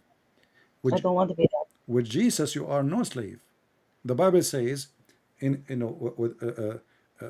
talking about Christianity, that there's no Greek, there's no Hebrew, there's no free, there's no slaves, for all is one in Jesus. So in Christ we are free. We don't look at person he is a slave as a slave. He is my brother in Christ. We don't look at a person he is black that he is black, or he is white, or he's an Asian. He or she, they are my brother in Christ. So Jesus, he free you, and he level you not only as a human, he made you a child of God. So you need to choose, ask yourself, which one we should follow. There's many religions. There's one only. He consider you a child of God. You see, I call myself a Christian prince, but I'm not a son of a king, but I'm a child of God. Every one of us is a prince and princess. God, he level you up. He call you child, my child. When we pray, do you know what we say? Like, do you have an idea what a Christian when they pray? No, not really. They say our Father. Our Father, not our God. Why? Do you see how warm the relationship between us and our Creator when we pray? Yeah. We are not like, God, he can say, you have to bow down, you have it, I will destroy you. Oh, please, God, look how loving he is. You pray to me, you say, our Father. It's like, a very peaceful conversation between children and their father. They don't need fear to love him. The God of Islam is based on fear and That's reward. right. The God of Christianity, the fear is only you decide to leave him. This is you choose it, not me. It's not my choice. So you pray to me, you talk to me, say to me, our Father, we thank you. We thank what you gave us. We thank you for the bread. Forgive to us as the same as we forgive to others. And even when you pray, speaking to the Father, calling him Father, you think about forgiving others before you ask the Father to forgive you. So our Father here, he doing the opposite of what the God of Muhammadan they do. The God of Muhammadan, he wants you to seek revenge. The Quran says, Yashfi sudur. So they will go and kill them and torture them. That will heal your chest. With Jesus, forgive them, like forgive us, Father, the same as we forgive to others. Actually, that saying of Jesus, where love thy enemy or turn the other cheek. In fact, Muslims see it as extreme weakness. Exactly. You see, this is the fact. It's an extreme power Strength, exactly. and strength, because it's easy for me. I everybody knows I like weapon. I have a hobby. I can be driven by my anger and then start shooting people. But this is mean I'm weak, not strong. That's A right. wise man, the wise woman, is the one who control themselves and don't let the devil drive them. So the wise man is the one who fight evil as much as he can by wisdom. So when I say to somebody, oh, he insulted me, okay, God bless you. Sometimes me myself, I have a difficulty to do that. Why? Because my anger is taken over, and then I will not be really practicing as Jesus said. So if you say to a person, he's coming, he is angry, he want to fight you, bless you, my friend, okay, good, no problem. The F word to you, etc., you are a coward, okay, my friend, bless you. The guy himself, he will be ashamed. You know what I mean? You did not feed his evil. Yeah. If you answer back, oh, you, etc., and then you will find yourself feeding the evil. Here when I debate Muslims, they make me angry, they provoke me. I do refute them using their logic. I will speak rude to them, but not because I like to be rude, but I use their logic to show them how stupid they are. But the thing is, with the people that argue with you, because I've heard a few of the arguments, because this is what we were taught, simple words that we've memorized. There is no logic. They hear a person like Debat, Zakir Naik, whatever they teach us at schools.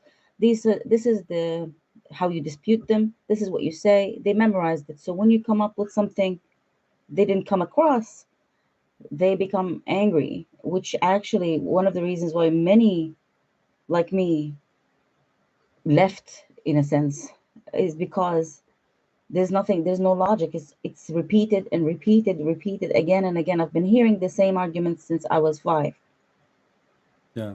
There's So, nothing so new. what do you think about, like, if there is something like preventing you from accepting Jesus as your savior? I'm really interested tonight that Honestly, before you leave, that you accept Jesus. I will do my best to help you if I can. what I need is a prayer, because honestly, as I said earlier, I have children, and My it's a my very my my sister, we will pray for you from all our heart.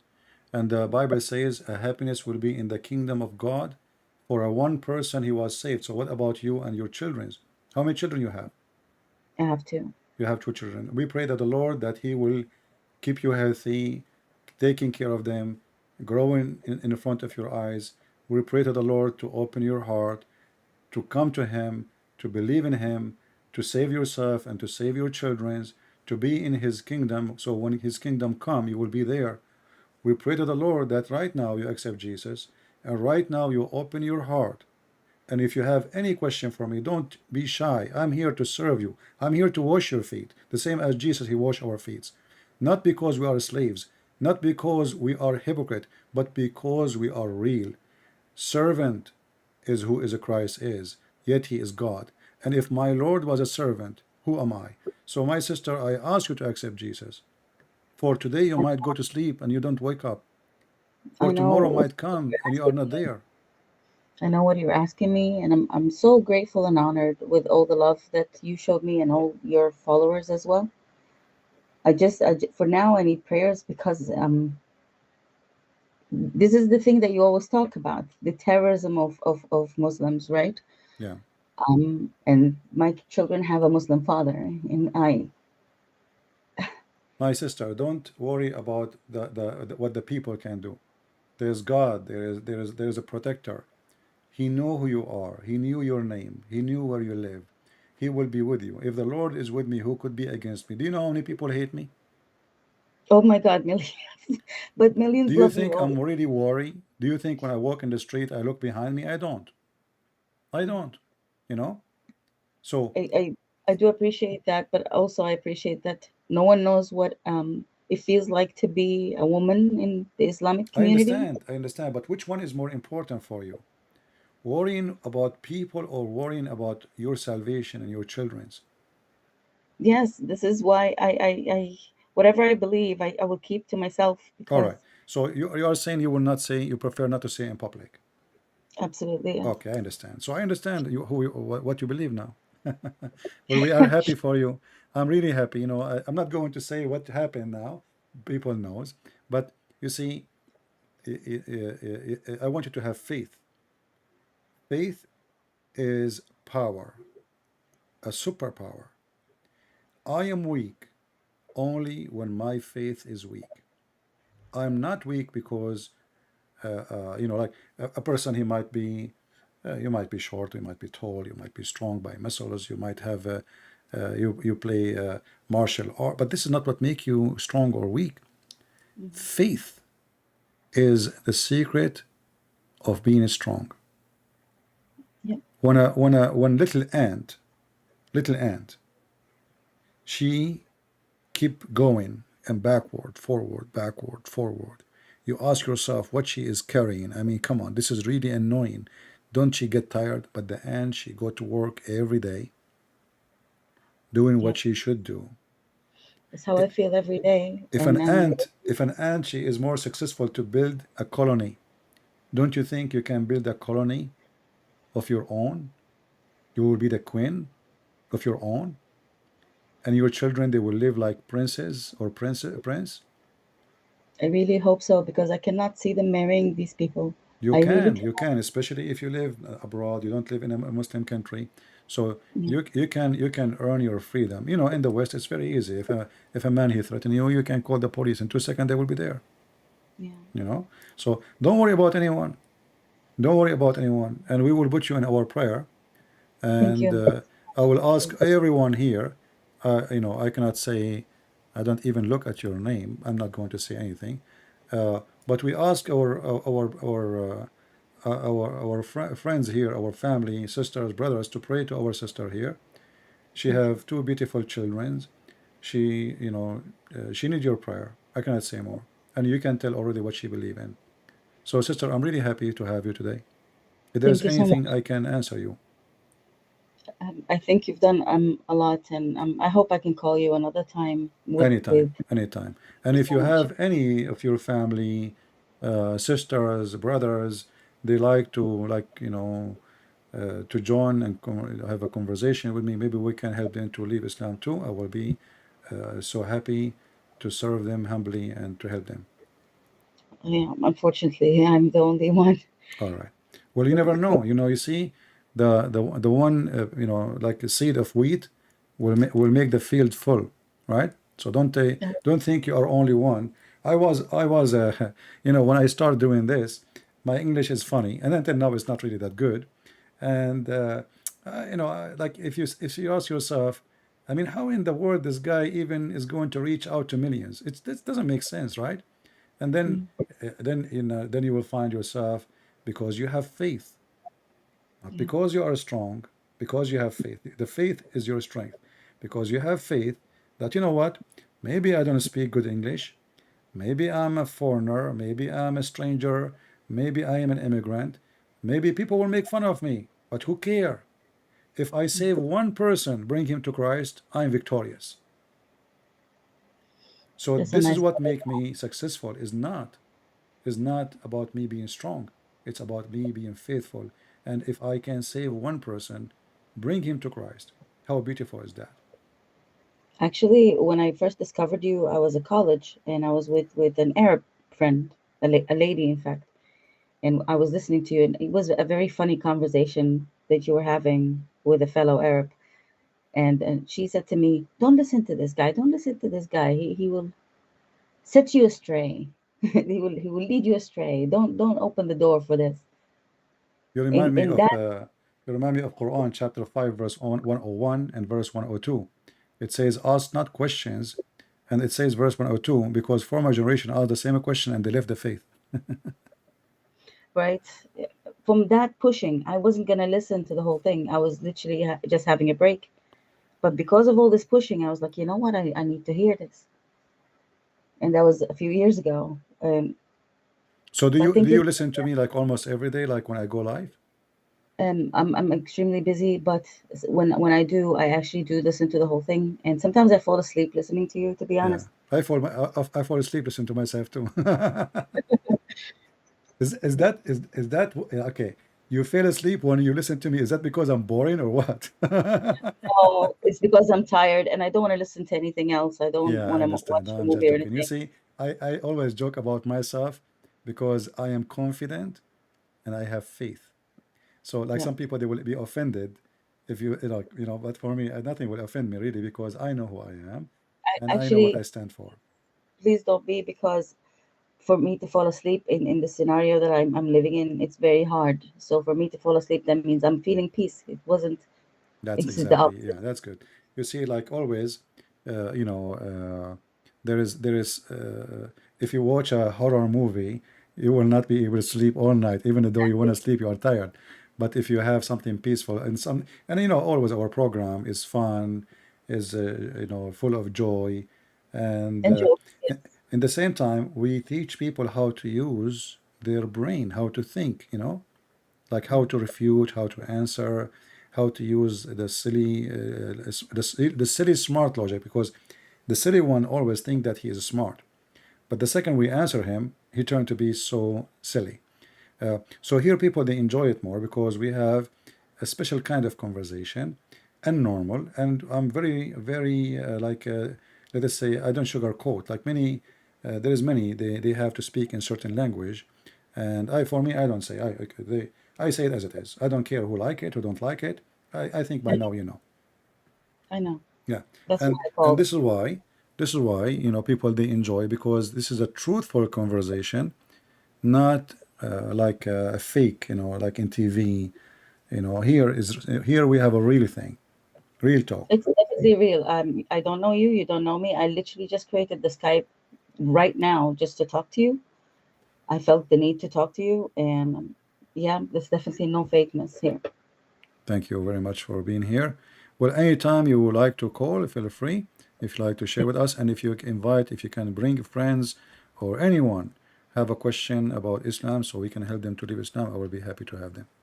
Thank you so much, and thank you for your followers for all the nice prayers. All Thank right. you. Thank you very much. God bless. Take care. Bye. All right. So please don't forget to pray to our sister here and to her family. That the Lord he will reward them with His mercy and love, will protect her children's, and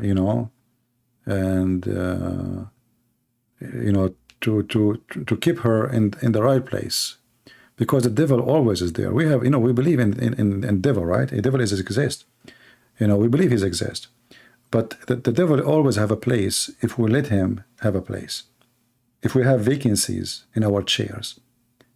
So if you allow the devil to have a place in your house, then the devil will be there, not without your permission. So we pray that this lady, she will be able always to stand against the devil, and she will overcome her weakness, because I can feel like she feel a weakness. And this is very normal. Middle Eastern women, they are under a lot of stress. They are treated differently. They always put them down. They treat them as not only as like second citizen or third. They treat them as no citizen. She is just like an object to use and abuse. So her weakness is coming from long abuse, let us say, long lifetime abuse. But I say to our sister here, walk with Jesus, and Jesus will give you strength. And by His name, we pray that nobody will be able to abuse you ever again, and you will be victorious. Do we have any Muslim here who would like to call us?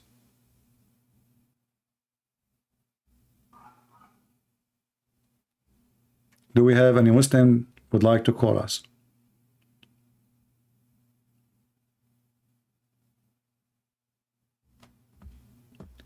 We have somebody calling himself Sheikh. Let us see what this Sheikh is about.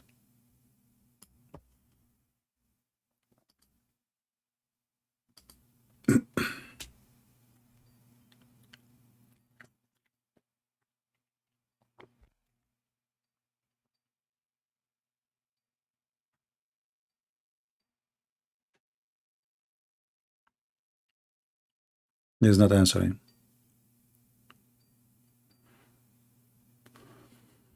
Hello?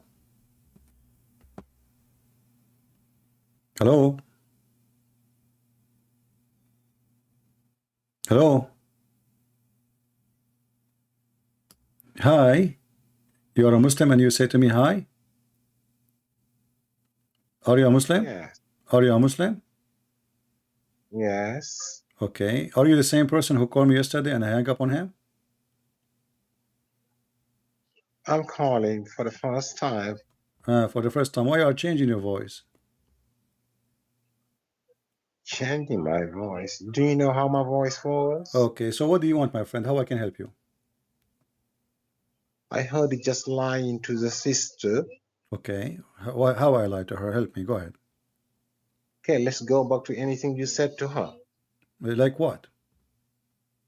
Like Islam being deceptive. Okay. Like being What is the word deception mean? What deception mean according to your understanding? deception Uh-huh. is asking people to do something. Uh-huh. Once they do So they what? what they were expecting from you, they don't get it from you. Ah, okay. But if you're expecting from somebody something, you did not do it, that's not your fault, because this is their expectation. What does have to do with deception? If you say to your kid, Hmm. Here, I give you $20 if you cut the grass. Okay. He cuts the grass, Okay. and then you refuse to give him his $20. Okay. That's deception. All right. So I want to ask you then, if Allah, He promised me to go to heaven, and then Allah, He made me go to hell, but He promised me to go to heaven. Is that what you are talking about? Allah promised those, anybody believes in Allah, believes in the last day, Okay. and a righteous life. All right. Is an infant, he is born of a Muslim family, will go to heaven? Anybody. Let me first answer your question. Okay. The first question was about if Allah promised the heaven to you. All right. Be you Jew, be you Nazarene, be you Muslim. If you believe in Allah in the last day, in righteous life, okay, you can put the up. It's 262. Put the up and read it and see how merciful is Allah. Okay, I have a hadith in front of me. I need your help. Can you help me with it? I'm quoting you the word of my God. I'm quoting to you the word of your prophet. We will go to the word of your God, no problem. Are you saying are you saying the word of your prophet is a false words? It's here's people. He could have said that. Maybe he did. Maybe he did. We can say the same to the Quran. Maybe he did not say the Quran. Quran been written by who? Time of Muhammad. Okay. Do you have the Quran of Muhammad? Yes, sir. Where is the Quran of Muhammad? Why are you changing debates? No, I'm not changing anything. You just said that we have the Quran of Muhammad, but no, not a single Muslim says we have the Quran of Muhammad. I was talking about the deceptive word. Exactly, but I showed you what your prophet says about deception here. I will show you a hadith. You said you don't want to read the hadith. Why you don't want to read the hadith? Are you saying that you Muslims, when you collect things about your prophet, you lie? Anybody collects anything, gonna create problems. That's why when they collected the Bible, Luke contradicted Matthew, contradicted John, contradicted Mark, because it's hearsay. So how? Okay, as long as you take the Quran, how the Quran then confirm the Bible then? Hold on, please. Let me prove. You see, don't go. You see, you are going against your Quran now. Does the Quran agree that the Bible is clear and it is proven and Muhammad believe in it? You deceived her. Now you want to deceive me. I'm asking you, is the Quran, the book of God, confirming the Bible we have in our hand? Yes or no? No. Okay, read for me chapter 2, verse number 41. Of course, I know what you're talking about. I can read the verse. You said what you got. You see, you stupid son of Muta. You are ultimate for changing your voice, and now you came to your voice again. You forgot yourself. Hold on. You said what? You ultimate fart. Ultimate who? Ultimate fart. But do you want to keep this going, or you want to just run? Aren't you ultimate fart? Be honest with me. What are you talking about? Swear by Allah that you are not the one who called himself ultimate truth. I swear by Allah, what? That you are not the one who called himself ultimate truth. I swear by Allah, I am not the one that called himself ultimate what? Did you say the F word? You said ultimate truth. Ultimate truth. Ultimate truth. Truth. Who's truth. ultimate? Just swear by Allah that you are not the one who called himself ultimate truth. Why are we gonna do with that? Do you say what? Just say it. You change your voice. You change your voice, but we know that is you. Who is that guy? Why are you afraid of that guy then? I'm not afraid. Here we go. I'm talking to you, and you are a coward. You are the one who changed your name, you coward. And then you're running from the guy? You are the one. You are the one who's running away from me. Here we go. We show you the Quran. We show you the Hadith. And when you call me, you call the MF to your prophet. Did you say the word MF to your prophet last time you called me? Oh, I know what he's talking about. You didn't know what to talk about, you son of Muta. Go change your voice. Shame on you. You have you have no dignity. You are just a very fake person. I mean, you change your voice. You know why you are showing me the Hadith? We know ultimate fart. You don't accept the Hadith. Run, CP. Run. Run, coward, son of Muta. You gonna run?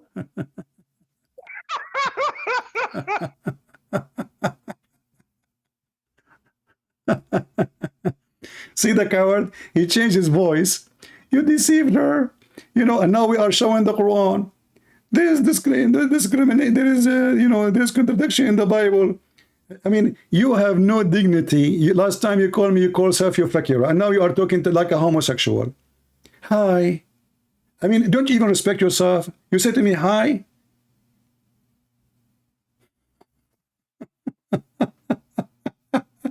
Taqiyya. So there is a contradiction. You deceived her. You know, like what the heck? Change your voice. Speaking from your nose, stupid idiot. Nobody run from you, but we don't want to have a filthy mouth here. Your mouth is a sewage. Coward. Here we go. This is the Quran in front of you, saying, confirming which already they possess already with their hand. مُصَدِّقًا لِمَا مَعَكُمْ. And you stupid idiot, when you said to me that chapter 66, this is the last time what you mentioned to me. I mean, you try to change your voice. I know, and there is somebody in the chat, he says, from previous last time, he said, this is not him. Come on. What a coward you are. What a potato you. You are the joke of everybody. You know, we asked the guy about how he's a prophet, disobey Allah. This is the same guy who accepts that the Quran is corrupted. If you remember, he accepts the Quran of Rashad Khalifa. He is a follower of Rashad Khalifa. And he don't accept the Hadith. I asked this potato, okay, what is the name of your prophet wife? He said, Aisha. What is the name of her father? He said, Abdullah. I said, where do you get this from? He said, I don't believe in the Hadith. You don't accept the Hadith at all. The Hadith is made by the MF Arab. Very filthy mouth. Then the second you ask him a question, what is your prophet was? Mecca. Whose wife? Aisha. Who is Abu Bakr Khalifa? Like, so how do you know that? From the Hadith. And then he said to me, from the books of history. But the only books of history is the book of Hadith about Muhammad. It is a one single book written by an Englishman in the time of Muhammad about Aisha or a Greek man. What books of history? What? Coward. So anyway, we ask him about this verse here, chapter 66. We ask him why the prophet, he forbidden what is not forbidden by Allah. Why he is breaking the command of Allah. He said to me, according to him, that if you are a messenger, there's a difference between messenger and a prophet. You know? There's a difference between messenger and a prophet. Okay, what's the difference? One, he commits sin, and the other one don't commit sin. Muhammad, he have double personality. He don't commit sin, and he commits sin in the same.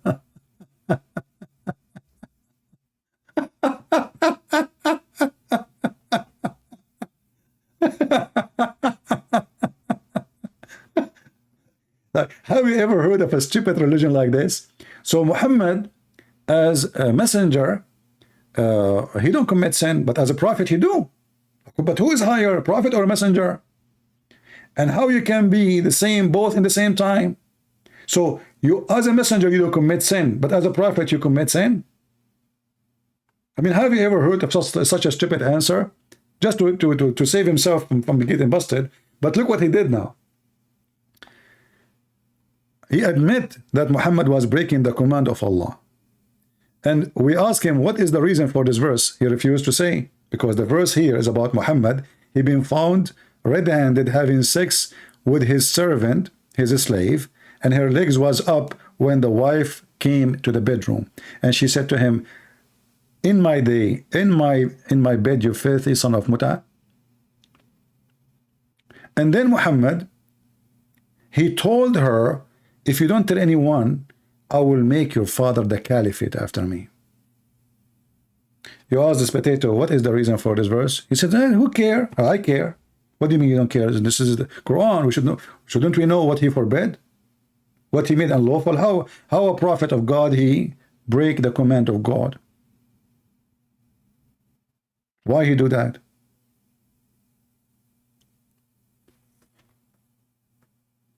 But anyway, it's, you know, I made a promise I will not let him speak in my broadcast because he is very filthy, you know. And when he tried to fix it about saying the MF word to his prophet, he said that he meant to insult me. Supposedly he tried to fix it, but it's too late. It's recorded. Anyway, do we have any real Muslim beside this idiot who is not a Muslim? Is Rashad Khalifa follower?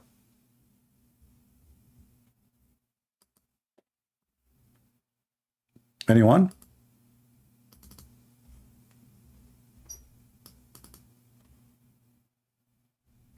Any real Muslim?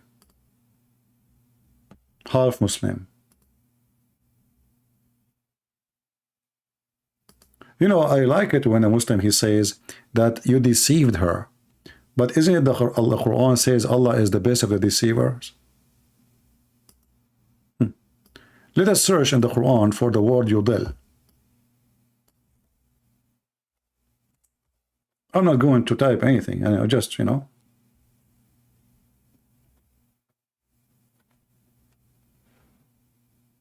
This is the Quran, chapter 16, verse number 37. It says, even though if you, Muhammad, desire their right guidance, still Allah assuredly will not guide them whom he mislead. This is the Muslim translation. Allah will not guide who? Whom he misleads. So what shaitan do for a living? Who is shaitan in Islam? Shaitan is Muhammad, is Allah. So Muhammad, he could not explain why they don't believe. And Muhammad now is being smart. He's an idiot, he's stupid. So he want to give himself an excuse. He said, Allah told me, are you trying to guide those who Allah, he himself mislead? It's not shaitan, he mislead them. You understand? Who is the one who mislead those people? Allah. Read carefully. Chapter 16, verse number 37, and this is the Muslim translation. If we ask the Muslims, who is the one who mislead people from worshiping Allah? They will say, shaitan. Correct? Shaitan. Okay, but the Quran says Allah. Are you going to guide those who Allah mislead?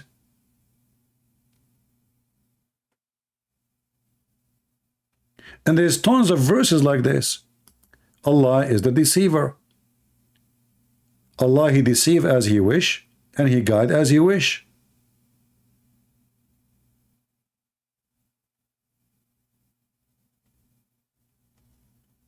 Chapter 16, verse number 93, as an example. Had Allah willed, he could have made you all one nation, which means believe in one belief. But he sent whom he will astray. What the word astray here? Yudil. What does that mean? Mislead, deceive.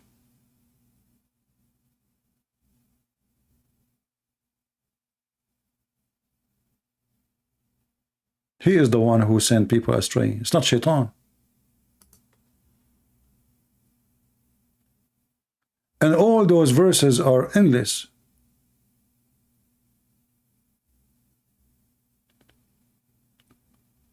Chapter 35, verse number 8, saying the same. Allah, he sent astray as he wish, and he guide as he wish. So if you are a person who is lost, Allah, he sent you astray.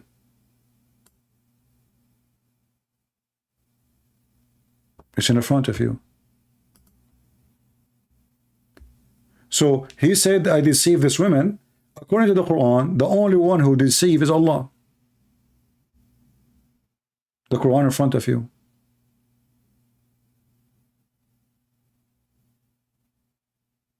Chapter 40, verse number 34 is the same. chapter 74, verse number 31 is the same. And thus how Allah, He mislead. This is Biktal translation. Let us see Hilali Khan. Read with me. Who is the one who mislead? Who is the one who lead you astray? Allah is the devil. This is the Quran. We are not, this is not even our translation. We are reading the Muslim translation as it is. And the Quran is full of those verses.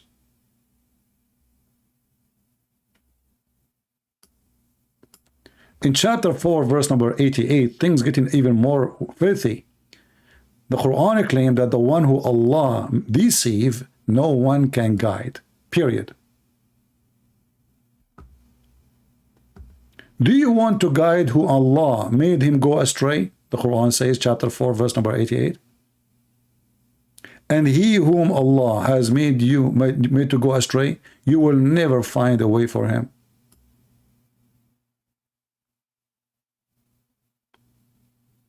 Do you see how silly, stupid this cult is?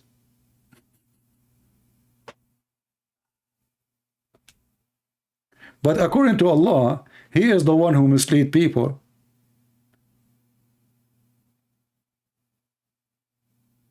That's mean the people of Quraysh, they were misled by Allah. So what the point of Muhammad being sent to Quraysh so they will be guided? If Muhammad, Allah told him, are you going to guide the one who Allah misguide?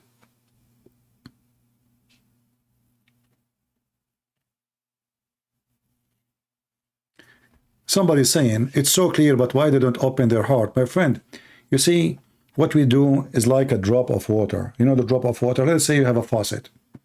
And under the faucet there is a marble or a rock. Very tough rock.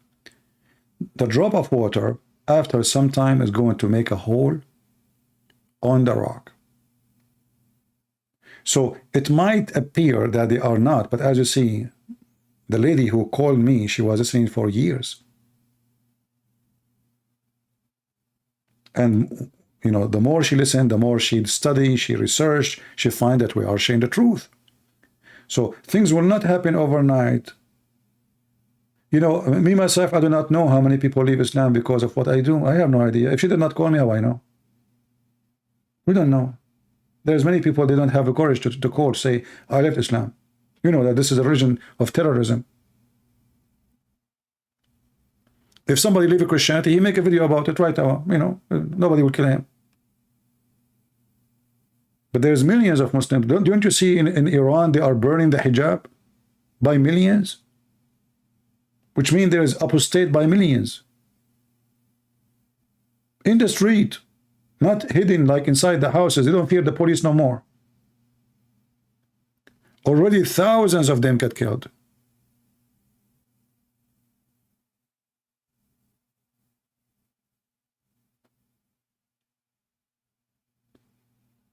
Do we have any Muslim here or there to call us? He is truly a true believer, not like this idiot.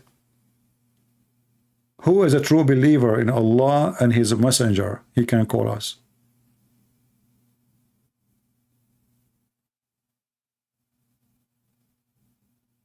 Any Muslim?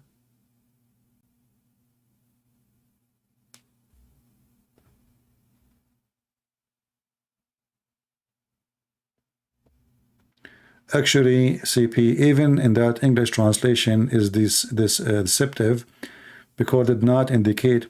Yeah, but you know, you do not need to go by the translation. There is a very easy way to find out if this is true or not. Very simple. Just go and copy the word and put it in the dictionary. Very simple. And you will find the meaning.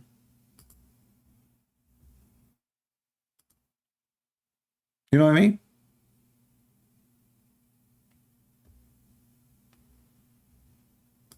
They lie, we understand. But even, you know, like, okay, they took the word deceive, but he is the one who led astray. Isn't it the same? What led astray mean? The one who deceive. Astray mean what? Go wrong, right? If we take now this translation, I will take the word go astray and I will use Google dictionary, you know, search in Google. to see what go astray mean. Let us see what this word mean. It's the same. They did not save their God. Of an object become lost or misled. Do you see it? Misled. Misled, it's mean Allah is lying. Who is the one who lied to us? Allah. Who is the one who misled us? Allah. So, in one hand, the Muslims and the Quran claim that the one who misled mankind is Shaitan, but then we find that the one who really, the real deceiver is Allah. And the one who Allah deceives, nobody can guide. He's more evil than the devil himself, if he is not the devil.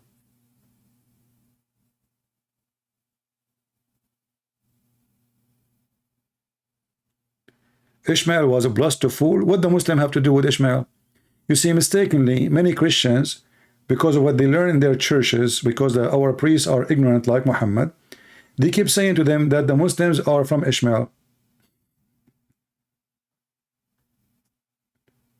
But isn't it the Bible says that Ishmael, his mother, she is an Egyptian, and she took him to Egypt and she married him from Egyptian women? So how the Egyptian man, the son of Egyptian women, the son of an Aramaic man, he married an Egyptian woman and he is the father of the Arab? But you go to churches, because our churches, they are copy-paste like the Muslims, many of them, a bunch of ignorant priests.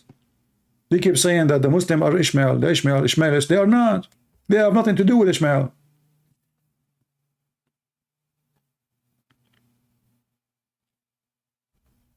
They have, you know, even the word Arab, many, because of their ignorance, they think Arab, it's an ethnic. Arab is not an ethnic. Arab is an Aramaic word, mean desert. People who live in the desert. Arabia is a desert. If you live in the desert, they call you Arab. Aram is for those who live in the high hills. So if you are, for sure there's a person, his name is Aram. But the reason he was called in such a name, because he will live in such an area.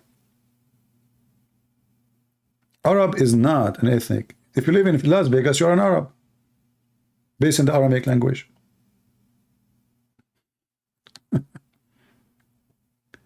This is why in the Quran, like the same idiot here, the one who called me, he argued that the word in the Quran, Arab, is not the Arab, not the Bedouin. He said it's not. No, it's not.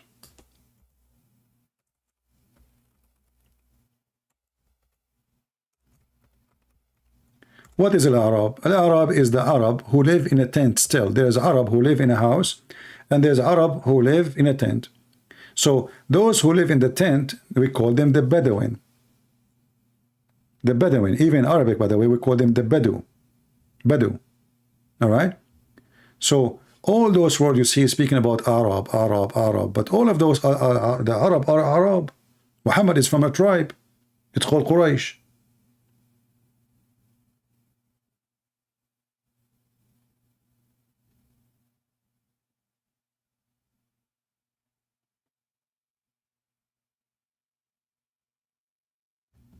We have a person, his name Adam Taj, and he is crying. Adam, why you don't call us, my friend? Adam Taj.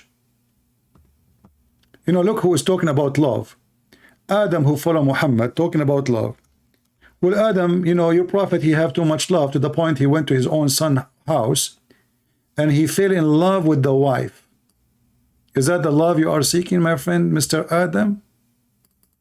Is that the best example for you for love? I like it when a Muslim, he school other people about love. Is that your prophet who put nails in the eyes of people and he chopped their hands and their feet and he crucified them? And you are coming here to school people about love?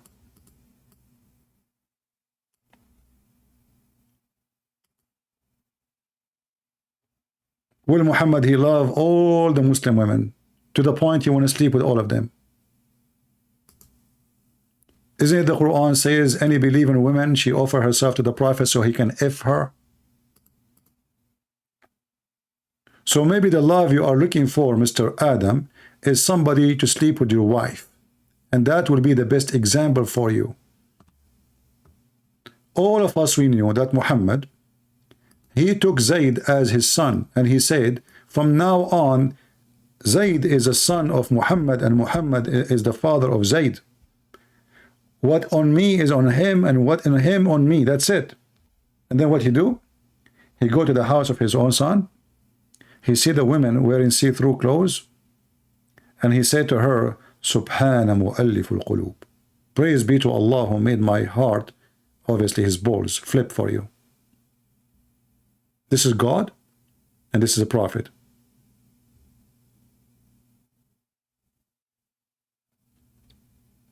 Well, Adam, he have no answer for us. He keep complaining. Let us send you to Allah. Take care, Adam. You are just an angry soul, my friend. You are calling people names, but you could not answer anything. Why you don't answer us about your prophet flirting with his own son's wife, and later he took her as a wife? What kind of God? He tell the prophet that this is yours, take her. She's married. What kind of God he send a message to his prophet saying to him, this is a woman, why you are ashamed to say to people that you want her, she is yours? His son came home, and the wife, she told him, do you know that your father was here and he flirted with me? The Muslim book says, فَفَطِنَ Zayd. So Zayd, he got it. Man, my father is sleeping with my wife. So he went to Muhammad and he said to him, please give me permission to divorce my wife. And here you ask yourself, why is asking for permission to divorce his wife? A Muslim man do not need permission, but because he is his son. Did you get the point? He's asking for permission because this man is still under the promise that he is the son of Muhammad. And then Muhammad, because of that woman, he made a law in the Quran to forbid adoption just because he want to sleep with his own son wife. The Arab, they used to have a lot of noble action. One of it is adoption.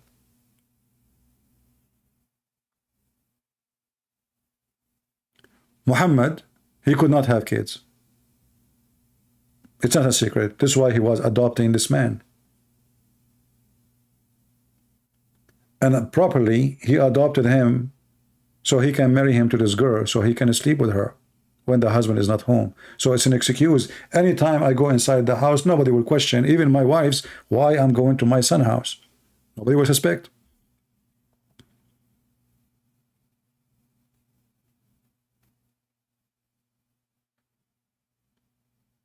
Do we have any Muslim here?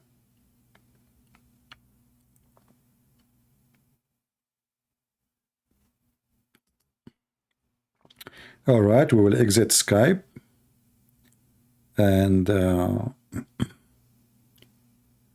as you see, you know, we are happy to see. And by the way, don't forget to watch the previous video before this one, and please post it everywhere.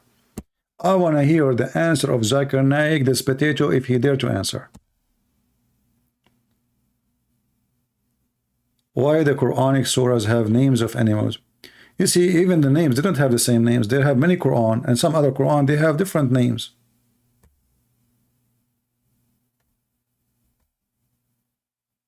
The Quran does not have same names. After they made the Quran, they tried to copy the Bible. You know, like the Arab desert, they don't have like a chapter and verses, and Muhammad never gave chapter and verses. This doesn't exist. Muhammad, even the Muslims themselves, they say to you, Muhammad do not know how to read. So, but because there's a Christians and there's Jews, and the Christian and the Jews, they have a chapter, they have verses, they are civil nations, they have a lot of religious books. So the Muslim, when they make the Quran, try to copy the Christian books. But in the same time, they have a problem. If we make those chapters, what we will do, chapter 16? What chapter 16? What we should put there?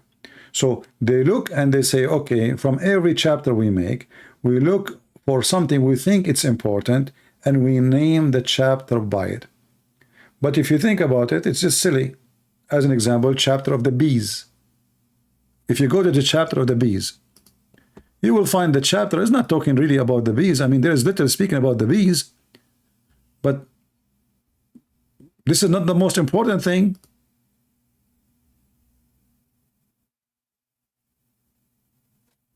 Look, he spoke about the bees once, and then the rest have nothing to do with the bees. What does this have to do with the bees? They call it the chapter of the bees. Why? Because there's one verse, Allah, he said, bees. Allah, he inspired the bees to eat from the fruit and to do poo-poo, with the poo-poo is honey.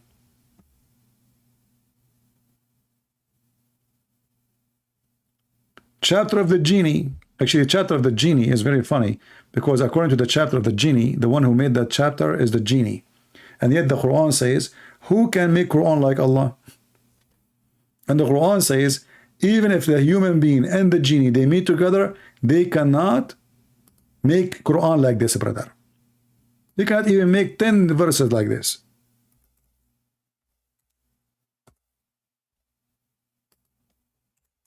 And then we find that the chapter of the genie, all of it is made by the genie. And not only that, what about the chapter of the where we're speaking about the ant, chapter 27 and chapter 18? You know, who is the one making the Quran? The ant, she said. Allah is quoting the ant. I thought nobody can make Quran. Suddenly the ant speak Arabic, and the ant, she said. Who's talking? Remember, nobody can make Quran like Allah, right? And then we find that Allah is quoting who? Is quoting the chicken, is quoting the ants. I mean, the ant, she said. So who made this verse here? Look, till when he came to the value of the ant, this Allah is talking. One of the ants is saying, stop. Allah, stop talking now. Oh, ants, enter your dwelling, lest Solomon and his host crush you, while you perceive not. So who is the one who made the Quran? The ant. Quotation, quotation, Allah is quoting the ant.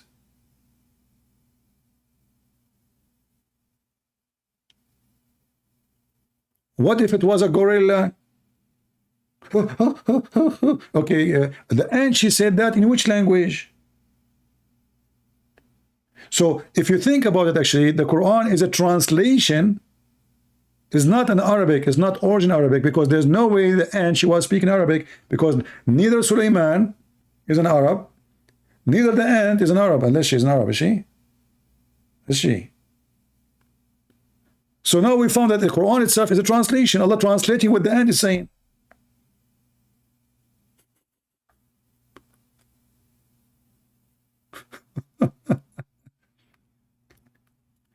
What if a rat was in the way of Solomon? Allah will quote the rat. What if it was a frog? And then Solomon, he checked the birds.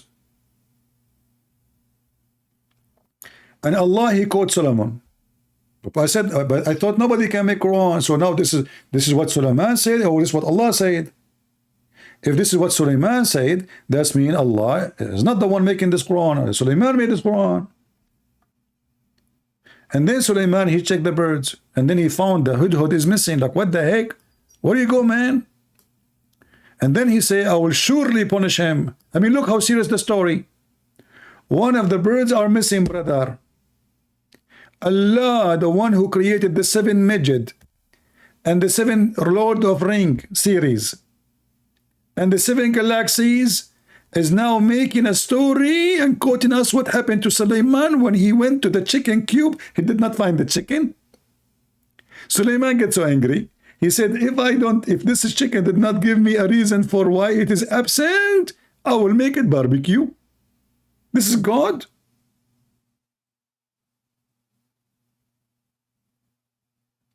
This is God. And then they say to you, who can make Quran like this? An amazing, brother. And then they bring a person who have a nice voice to send for you the Quran. What about I play for the Quran for you with somebody have an ugly voice? You will die laughing. You will vomit.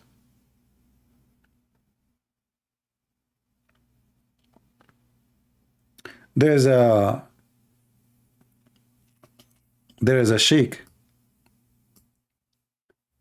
Let me see if I can find the video. He was in France, I think.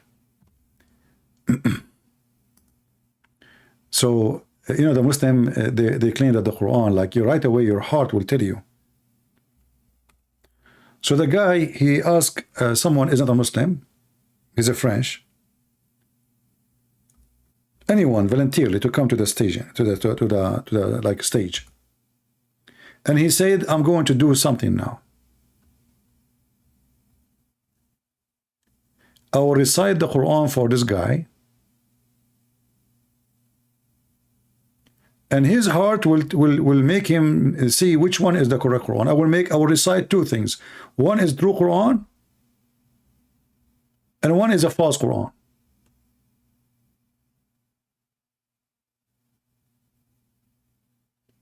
I'm trying to find the video.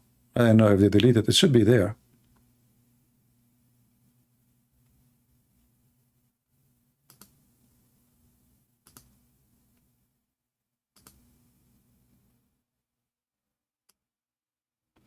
He make a chapter, it's called the chapter of the apples. And look, now the Muslim, they are saying that the sheikh is now in the hospital, brother. Allah punish him, brother. But this is not the same guy. And if he is the same guy, I make fun of Allah every day. So anyway, he recite a chapter, which is false chapter from the Quran. He created himself, like fabricated. And he recited a chapter from the Quran, read Quran. And they asked this French guy, which one you think is more close to your heart? He chose the false one. But I cannot remember like what the title of the video was. And supposedly, like, you know, he will impress the people, like, wow, he chose the correct one. Wow. How he, I mean, the guy don't even understand an Arabic word, one Arabic word.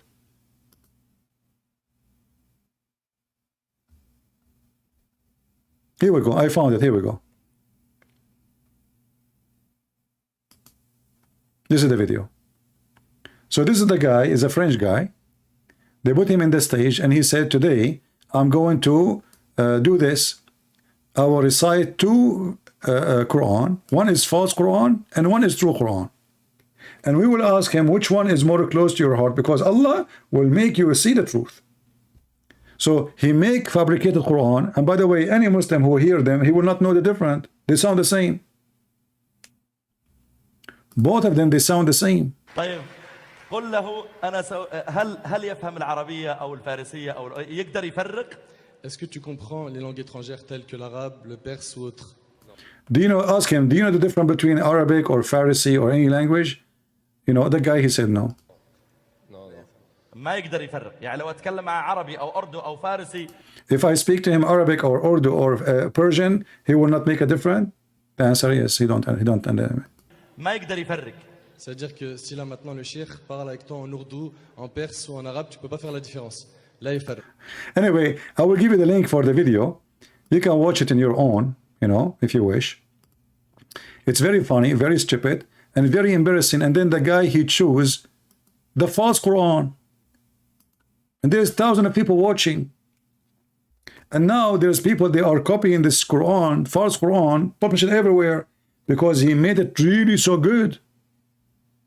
The guy, he sing the false verses, the one who he created them. And they sound really like a real Quran. Even better. Let us see here. The false Quran. Let us go to the false Quran. Where is the false Quran? Here we go. Now this is the false Quran, guys. You see, he's making the sound the same as the Quran. ثم جلسنا في هذا الزمان ثم التقينا معك وجلسنا معك وأنسنا لما لقيناك ثم سوف بعد ذلك نفارقك لكننا سوف ندعو كثيرا لك. This is something he just created. He just made it up. He just sing it the same as the Quran. And now he will ask the guy, which one is more close to your heart? طيب هذه الجملة الثانية. Ça c'est la deuxième phrase. قل له هل شعر بفرق بين الكلامين؟ Est-ce que tu as ressenti une différence entre les deux phrases? Est-ce qu'il y en a une parmi les deux qui a peut-être touché ton cœur? Voilà, la deuxième. La deuxième, الجملة الثانية. ارتاح إليها. طيب. Everybody is laughing. He chose the second sentence. He liked the second verse, the first one. He said he felt comfortable more with the last one.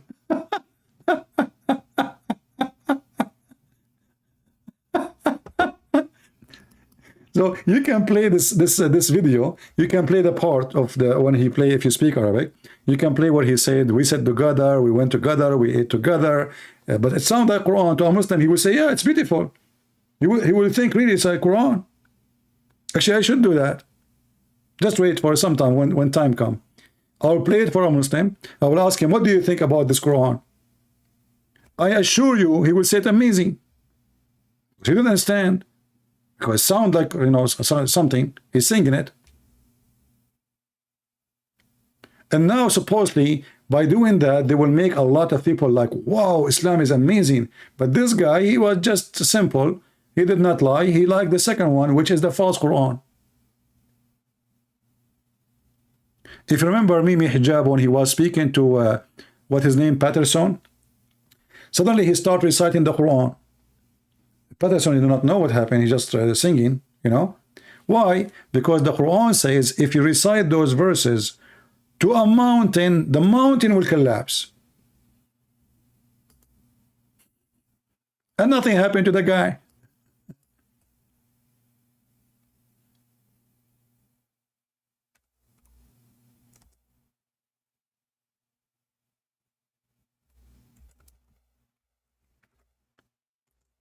Like Patterson was looking like what he is doing, like why he is what he is singing, you know.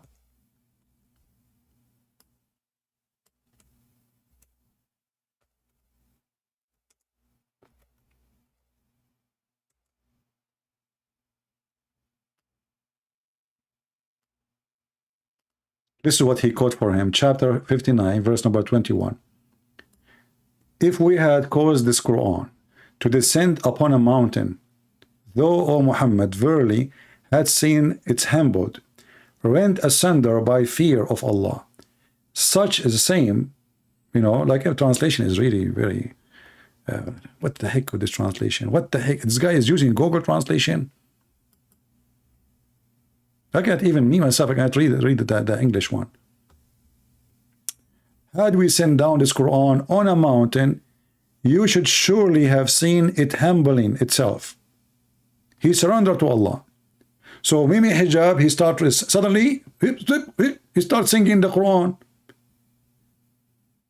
Patterson, he did not know what he's doing. He said, well, after he finished, he said, what is that? What was that for? Mimi Hijab, he says, well, this Quran, you know, like will make your heart blah, blah, blah, blah.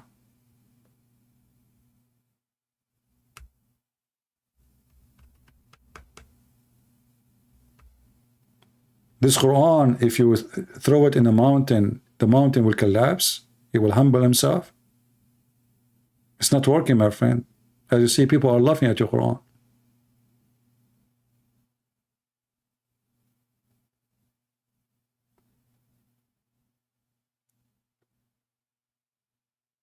Anyway, I hope today we have a good time. Don't forget to download my videos.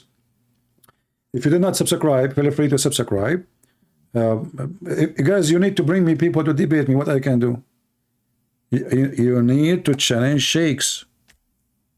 When you go in any forum, ask the sheikhs, all those. What about you guys? Listen, what about you send email to Zakir Naik?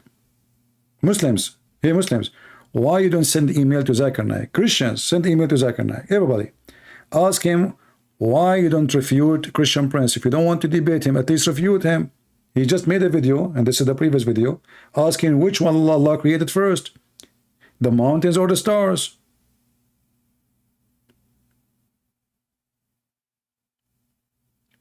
Let everybody laugh at him.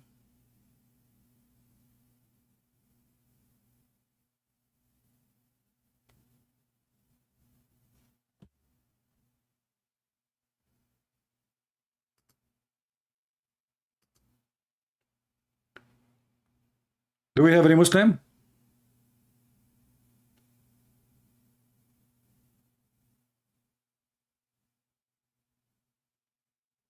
Any brave Muslim?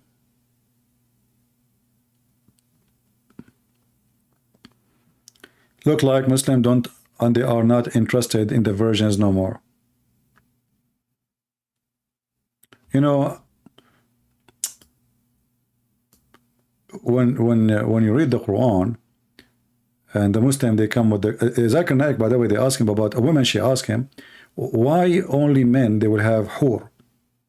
Zakir Naik, he said, brother Sitter, the Sitter here asking question, why in Islam there's only men that will get hur? Sitter, in fact the word hur does not mean female.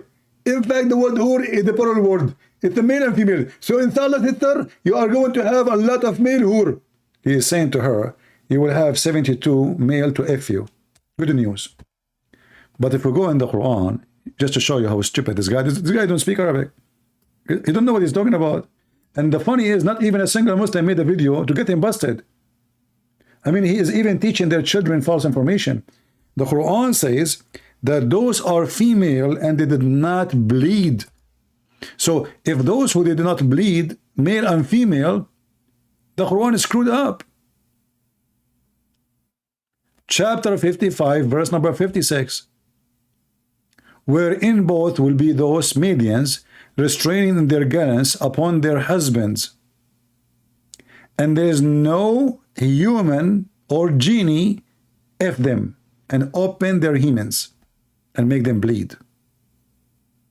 According to Zakir Naik, the word hur is a male and female. Christian Prince. First of all, I did not say that the word hur and male and female. In fact, by the way, do you like calamari? Zakir Naik, what calamari have to do with calamari? I'm asking about this now. Focus with me. Christian Prince, I'm very angry and I cannot answer you unless I go and Zakir Naik, answer the question, man. You are the one who said in front of 20,000 people that this is about male too, not only female. So you Muslim, you are going to F male and they will bleed? And he will open their hymens? Christian Prince, first of all, we Muslim men, all of us we are Christian. And the proof is me. As an example, Zakir Naik, you have a child, you have a son. How your wife, she got the son? Christian Prince, I get him downloaded from eBay. All of them, they are virgins. So the woman, she's asking him, why only men they will have virgins? He come to her and he says, no, the word hur is not about only females. It's male and female. And the video is there.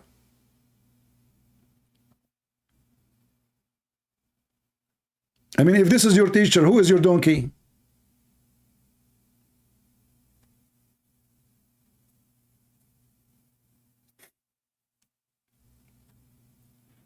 And by the way, just watch the comment. You will see a smart Muslim. He come in the text in the comment and he will say, by the way, brothers, sisters, this is not Zakir Naik. Zakir Naik, this is his voice. This is Zakir Naik, but Zakir Naik did not call. Like, what the heck? They don't even know I'm joking. I mean, when I saw those comments, I could not believe it, that there's somebody think really that Zakir Naik, I'm claiming that Zakir Naik for real is calling me.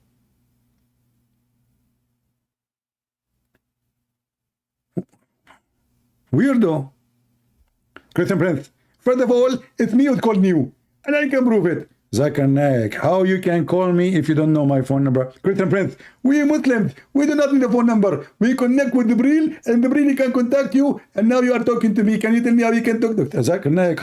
What the heck is that, man? Christian Prince, let me pray to Allah. Okay, what you want to pray for? Tomato, potato, virgins, or boys? Christian Prince, we Muslims, we don't pray for boys, because simply, Allah, He promised us boys anyway. So we will have boys. And he will not have boys. What do you want to do with the boys? 80,000, Zakir Naik. You claim that they are servant, right? So what the 80,000 will do? Christian Prince, I'm in heaven. I'm going to eat 80,000 sandwich a day. You will eat 80,000 sandwich a day? Exactly. And okay, so you need 80,000 little boys? Exactly. And each one of them will make a sandwich. Exactly. I mean, how slow the whole day is that guy is just making a sandwich? Exactly. Why is so slow? Christian Prince, first of all, the sandwich is so big. It's like from here it's to Washington, D.C. What the heck? The sandwich is so long, like from here to Washington, D.C. Exactly. Zakir Naik, stop saying exactly, man. You are driving me nuts. Exactly. Like, what the heck? Why you are going to eat so long sandwich when what is inside the sandwich? Christian Prince, first of all, you will not eat our sandwich. And the Quran said, Allah, He said that you eat your food, I eat mine. Like, what the heck?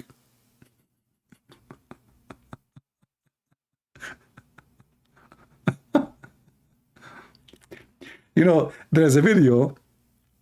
It's called the description of paradise in the Deen show. The guy, he's an Egyptian sheikh. So this redhead convert man, you know, they use those redhead just to promote Islam. So he asked him to talk about heaven, and the Egyptian man, he said, Egyptian sheikh, okay, nobody can really describe heaven for you. And now let me describe heaven for you. You stupid idiot. You just said nobody can describe heaven. And 2 seconds after you said, let me describe heaven for you. So I played this video in a church in the Philippines. There's one guy, he's so big, you know, he's really huge. And he was dying from laughing, and the chairs are made from plastic. It's not a church, you know. I was doing a seminar in a stadium. It's a stadium actually. And the stadium was full. So this guy, he could not control himself, and he, like, I think he broke the leg of chair, or he fell down with the chair. But when he fell down, because he's so big, I don't want to use the word fat, he opened his hands to balance himself, and all the line next to him fell down in the church. The people of the church, all of them, they fell down. Because everyone, he grabbed the second one next to him just to balance himself, and all they fell down. But people, they die laughing watching this video. And the funny is, if you watch the video alone, you do not notice how stupid it is. And that's what I find weird.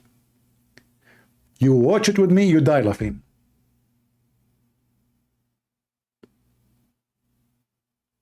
I have a guy, he said to me, you know what, I saw this video before, but man, you killed us. You know, Philippines is very hot, and because too many people, they breathe. You know, it's not made for such a crowd, because we have chairs in the floor, not only the stadium. So he said, you know, you killed us with laughing. You could not hold ourselves. I saw this video before, but I never laugh. You know, I did not even see anything funny. How you do that? I said, because you don't listen carefully. You don't see. You know, you should learn how to dig. And this is what happened to all of us. We read, but we don't read really. Like, look at this. Millions of people read it, but nobody see what's the stupidity there. Like, have you ever heard of a God? He promised me to sit in a couch. Couch. This is the reward of the believer who died for him. I will recline in a couch, and I will have a silk made in Iran. You see, in Arabic here it says istabrak. Istabrak is like saying Gucci. It's a brand name. It's not silk. It's not word means silk. It's a brand of silk made in Iran, very expensive. So this God is taking the word of the Persian, putting it in Arabic, promising them that they will wear this clothes in heaven. You could not find something better. And not only that, because Muhammad trying to make a rap song, so he want to end the word with two, like in, you know, zawjan, tukadiban, and then he says jannatain. Suddenly a Muslim, you have two heavens. Like, what the heck? We will have two heavens, each one of us. Look at this. Just because you want to end, you need to add the letter en at the end to fit with the previous and the after. So suddenly you are going to live in two heavens.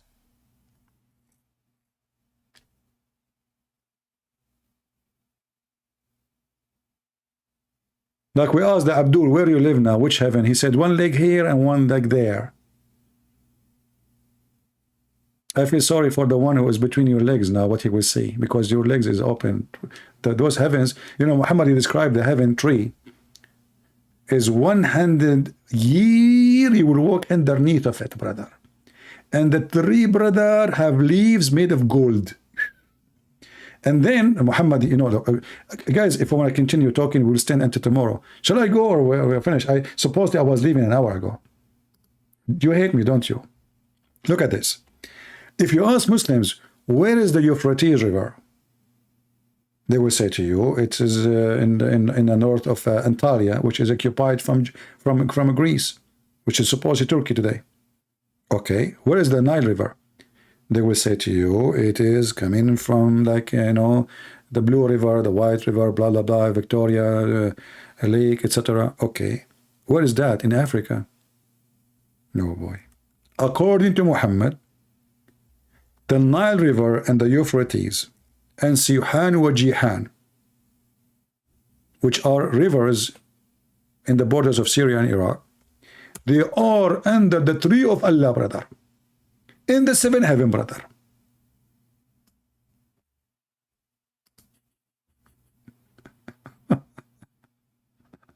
Oh boy.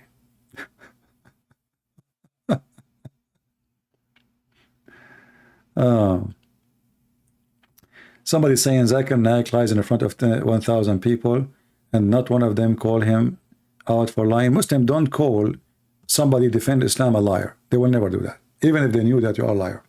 Like, do you see anybody is exposing Uthman or Mimi Hijab after he have a debate with David Wood? Nobody. Nobody. Anyone, as long as you defend Islam, you can lie as much as you want.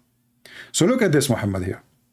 The Messenger of Allah, he said, and what happened? Sihan wa Jihan and the Euphrates and the Nile River, all from the rivers of Jannah. But you might say maybe it's just a statement that they are nice rivers. No. When he went to the seventh heaven, in the top of the seven galaxies, in the top of a flying donkey, he found under the tree of Allah 4 rivers. One is above, 2 above, and 2 underneath. And this is the story here in front of you. He go up to heaven. He first in the first heaven. He see Adam. He see Abraham. He see Isa. He see Moses. You see, and then he arrived to the tree, brother. The prophet, he saw 4 rivers in the heaven. Look, look, look, look, look. And that he saw 4 rivers which flow from the root of the lotus tree, brother. I love the lotus tree. I love the lotus tree. Now I know why in Korea there's a mall in every corner. It's called Lotte shopping mall. Lotte. I think this is where it's coming from. Lotte. Okay. Lotte tree. For farthest limits, 2 main fast river and 2 hiding rivers, said Jibril. He said to Jibril, what are these rivers, man? Jibril, he said to him, oh, okay. The 2 rivers, they are rivers from paradise, and regards the 2 manifest ones, they are the Nile and the Euphrates. Like, what the heck? The rivers of Euphrates and the Nile River, they are connected, brother, to the sky beyond the 7 galaxies and the 7 masjid. That's deep. Hey, Muslims, are you sure your prophet, he went to the 7th heaven, he did not go to Ethiopia and Turkey? I mean, he's saying to you, he found those rivers under the lotus tree. And this is where they come from. By the way, your prophet is so good in geography. You know, I was the best one in my classroom in geography. Like, I remember when the teacher asked me, where is where is Euphrates? You know, for me, I thought about it like Euphrates, come on, it's coming, you know. So I said to him, the word Euphrates is coming from the euro. It's in the European Union. So Euphrates, okay? So youth is coming from the word euro, youth, which mean youth, and fatis, which mean leave me alone. The teacher, he was like impressed. He said, wow, that's deep. I said, yeah, I get that from the Greek mythology. You know, I learned the philosophy from the Greek people. He said, what about the Nile River? He said, well, I cannot talk about poetics. He said, well, why it's about poetics? He said, you know the thing. And he was impressed by the answer because I got him busted. I just said, you know the thing. By saying you know the thing, that's mean you know the thing. That's mean you do not question the thing. And this is what Joe Biden he used. The second he say, you know the thing, that's mean that's it. It's over. It's explained, it's clear, and that's it. Loot a tree? Like, what the heck? And not only that, there is a house in the heaven of Allah. It's called Al-Baytul Ma'mur. What is that? Hey Muslims, there is a Kaaba in the heaven too? So we have two Kaaba. Me. Two Kaaba. And every day, brother, 70,000 angels, they enter the house of Allah. What they do there? Allah, he do circumcision for them, I guess. Look at this, look at this.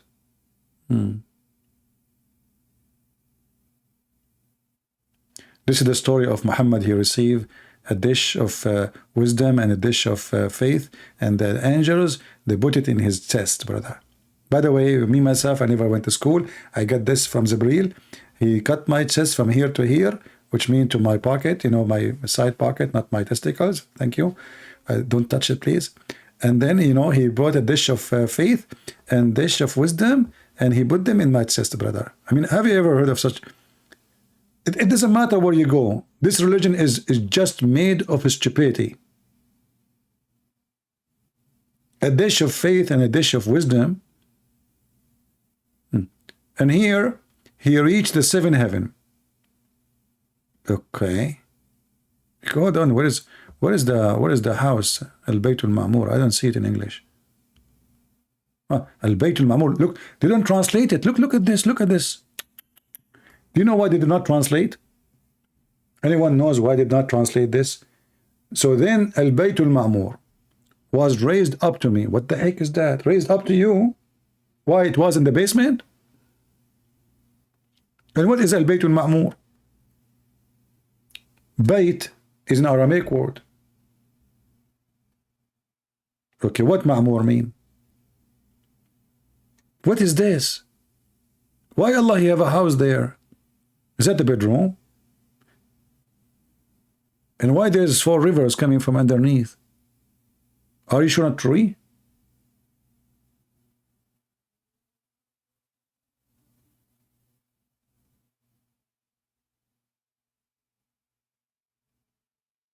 Are you guys enjoying being here with us? Because you enjoy being here with us, I decide to give you 50 prayer today. Can you believe it that the Muslim, they pray today 5 prayer, but in fact, Allah, he gave Muhammad 50 prayer? 50 prayer? Are you sure? Then 50 prayer daily were made obligatory for me. Like, what the heck?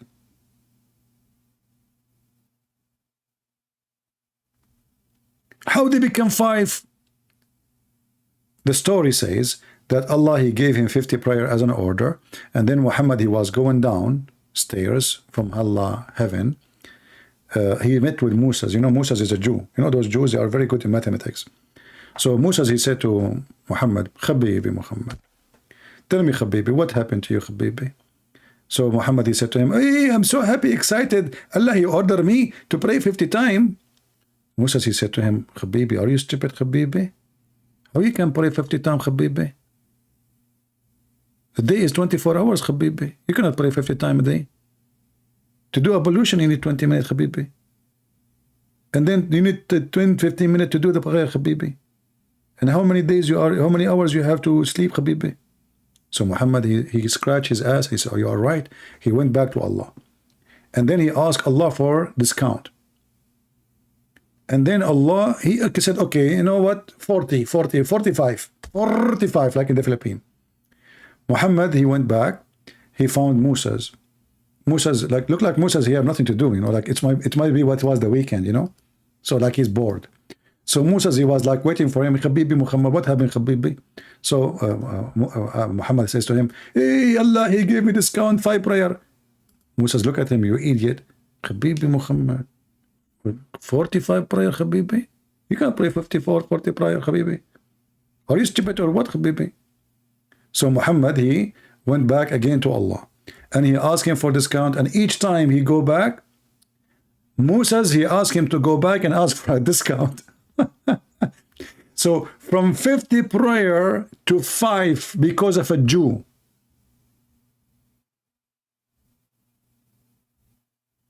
True story.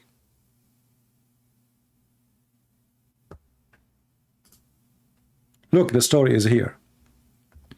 And it's funny, is like, you know, Musa, he's talking to Muhammad like talking to a kid. Go back, okay? Go back to your Lord, mighty and sublime.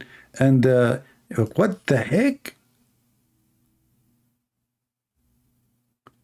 So I went back to my Lord, the mighty, the sublime, and reduced the portion of it.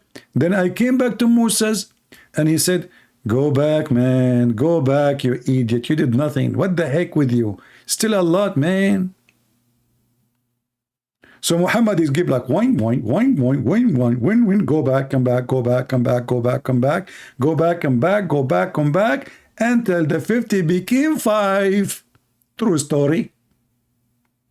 And you people don't believe that Muhammad is a prophet of God. What's wrong with you? Isn't it obvious that this is God? And by the way, Moses is dead. What Moses doing there? Isn't it your Muslim says that the first one will be resurrected in the day of judgment is Muhammad? So is Moses resurrected? Muhammad, he met with Moses. Really?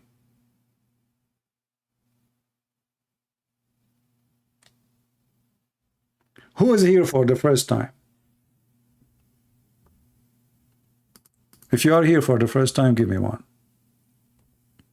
If you don't mind. It doesn't cost you money. Unless you are a Muslim, you will think you are giving us money if you give us one.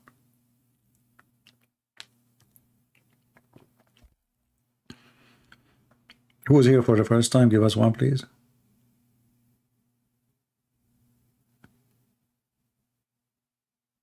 There's only one person here first time. Come on, guys, don't give me one if you are not here.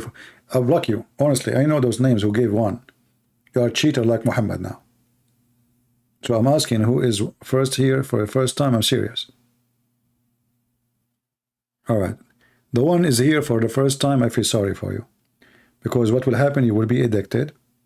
You will stop eating with your family. And you will not watch TV with the family. And you will come here and spend 2 hours with us. I feel sorry for you.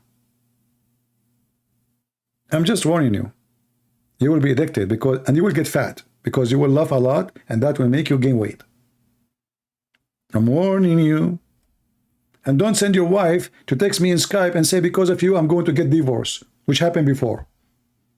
I said to her, like, why you are getting divorced? She said, my husband, he want to eat, he's listening to you. He don't talk to us. So don't blame me. Disclaimer. You know the story of Harut and Marut, which is supposedly make the husband and the wife fight, right? But if you think about it, I mean, how silly, how stupid that the Muslim, they say that their God teach ethic. And this God, he sent 2 angels to teach black magic to cause the man and the wife fight. I don't know if you work as a lawyer and divorce lawyer, you should be appreciating Harut and Marut. Actually, if I'm a lawyer, I have a degree in law, as you know, I will put a statues for Harut and Marut behind my table. I will be appreciate them because all the cases will come from them. So look at this. Allah, he sent 2 angels. Where? In the Babylon Tower. Makes sense. The Babylon Tower at that time was the highest sky building, you know. There's a swimming pool in the top, helicopter can come down. So he chose the perfect one. In the Babylon Tower, Allah, he sent 2 angels, Harut and Marut. And those angels, they open a school of Harry. And they say, disclaimer, disclaimer. Anything you learn here is in your responsibility, okay? Disclaimer. We teach you how to make the wife and the husband fight and get divorced. What the heck? This is look at this. And those angels, people learn by which they cause separation between man and his wife. If there is any one of you here is divorced, listen. It was Harut and Marut. They cause you to divorce your wife. It wasn't your fault. It wasn't her fault. It was Harut and Marut. I'm telling you, I'm warning you. You cannot fix it.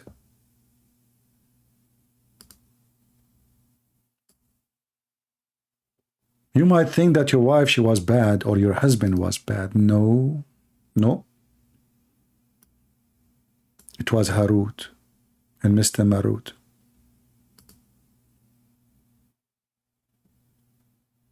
There's a song, actually, very famous song from the ancient day. It says, you know the thing, you know? You know the thing, you know the thing, you know the thing. Harut and Marut, you know the thing. And you know, and then after we know all the thing, we found that Suleiman, he have a ring and he controlled the magic, and he have a diving Satan to give him rubies and jewelry from the ocean. And this is the Quran. The Muslim, they say it's the most amazing. This is why when we ask them who dare to call me, they don't. And when we try to show them the interpretation, they don't want it. Or we show them the hadith, they refuse it. Because Islam is an embarrassment. The Lord of the Ring, but is that a Harut? I wonder, I saw this guy before. Where? No, this is not Nancy Pelosi. No. I was like, maybe, but no. I know, this is not her too. I mean, close. Do we have any Muhammadan here? You have any comment? Let us take those pictures. You know, people want to go to bed soon, later. Let us put something more appealing. You know? Oh, this is where Prophet of Allah, he went to heaven and he found those stuff there. Whew. Look at this. Brother.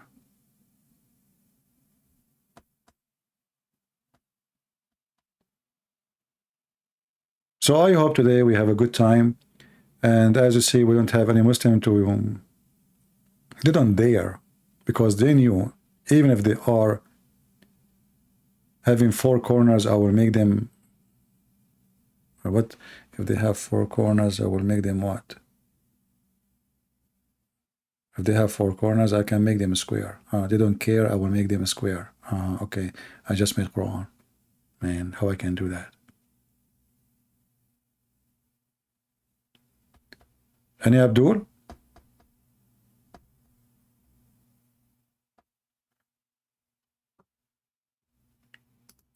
This is Muhammad receiving 50 prayer from Allah. This is Muhammad asking Allah, how in the world, Allah was smoking when he gave him the Quran, you know, when he gave him the order to pray 50 times. So Muhammad was looking like, what the heck? You know? But Allah was smoking hashish. And you know what hashish can do? Which prophet in Islam has Yahweh in his name? All the anyone have Yah, like Zechariah, Yahya, you know, all of those is Yahweh. This is the summarize of Yahweh. You know? Yeah, this is better. This is better. I want to go to this you know, this place there. And this woman, she have a sword, and she is what? She is an elf. She's what? I don't know. Like I don't know what she is. Yeah. And look here. This is here when Muhammad he arrived to the. Look at this. This is the. Now we found where is the dam of Gog and Magog, and Yasser Qadi could not find it. Tell everybody, we found it, brother. Gog and Magog, look here. We have it. It's here. Yeah. What elf mean? Alif Lam Mim?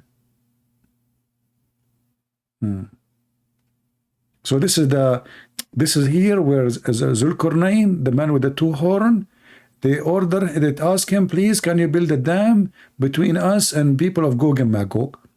And now he put the rocks made of steel and copper.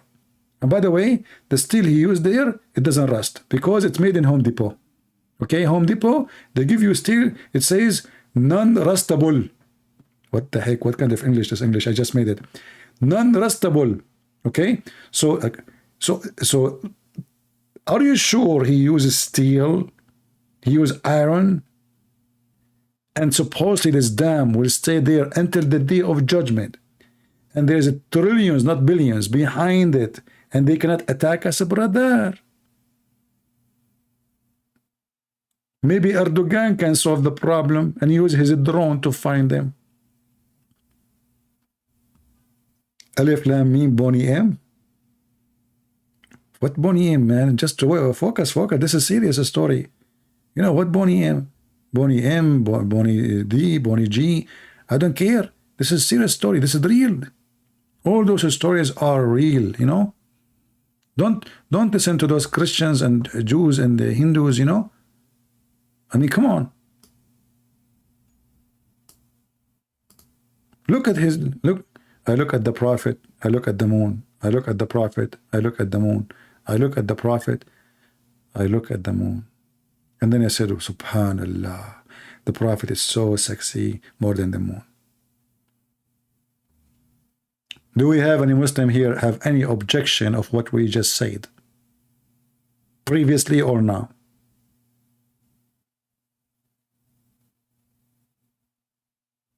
Oh, look.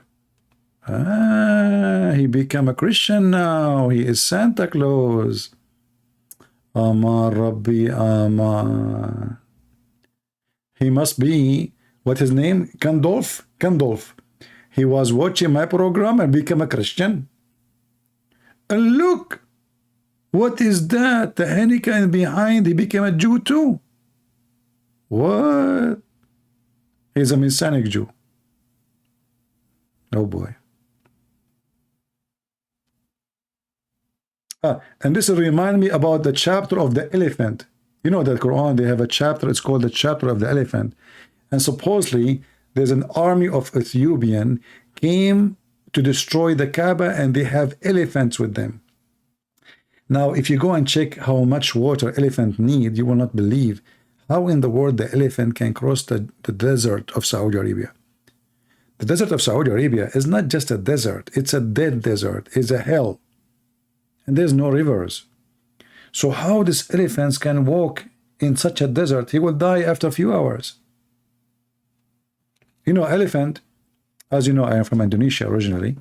You know, even though, like, you know, my dad, he told me, like, originally, like I mean, as you know, we are coming from Sri Lanka, because my grandfather Adam, he landed there. And then, like, you know, in Sri Lanka, my grandfather Adam, you know, when he landed in Sri Lanka, he told my grandmother, she was very beautiful, by the way, she was the most beautiful woman in the earth. Her name is Eve. And I don't know, like, you know, they told me at that time she attended like there is like a competition for women who is the most beautiful. So my grandmother Eve, she was number one because she was the only woman at that time, you know. So anyway, like I'm so proud of them, you know.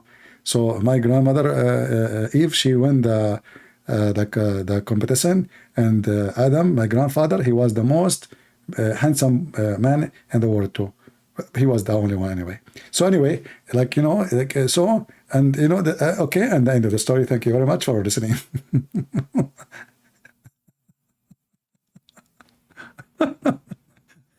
I mean, why my stories don't make sense? And this is what Muhammad said. Muhammad said that Adam, he landed in Sri Lanka. And Eve, she landed in Jeddah. Like, what the heck? I mean, why Allah, he made Adam, he landed in Sri Lanka? Hold on. Sri Lanka. Anyone here from Sri Lanka? I want to go to Sri Lanka, actually. It's a beautiful country.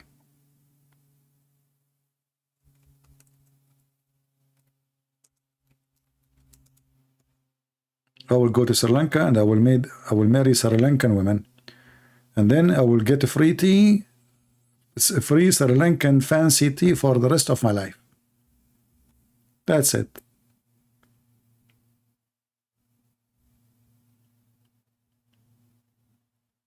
Well, you know, I typed the word Sri Lanka. What is the tea?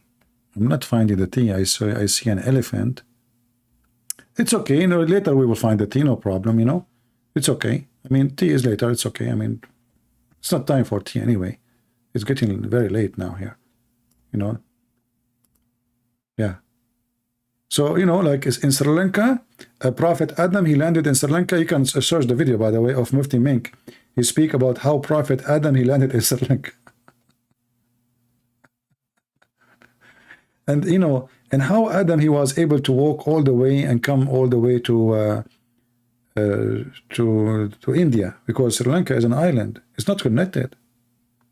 I mean, how the guy, he came all the way to Saudi Arabia? Man, that's deep. How many here we have like Arab or Middle Eastern Christians? Give me one if you are a Middle Eastern Christian, Arab or Egyptian, Coptic or anything. Do we have any here? Middle Eastern Christians? I'm the only Middle Eastern Christian here? Ah, okay. I'm the only Middle Eastern Christian here. You know, by the way, do you know why they call us Middle Eastern? Anyone knows why? Bindovar, you are? Lion, you are? Alfred, Chader, Habib, Ada, Joe Baba. Oh, we have many, man. I thought I'm the only one here. Now I feel better, you know.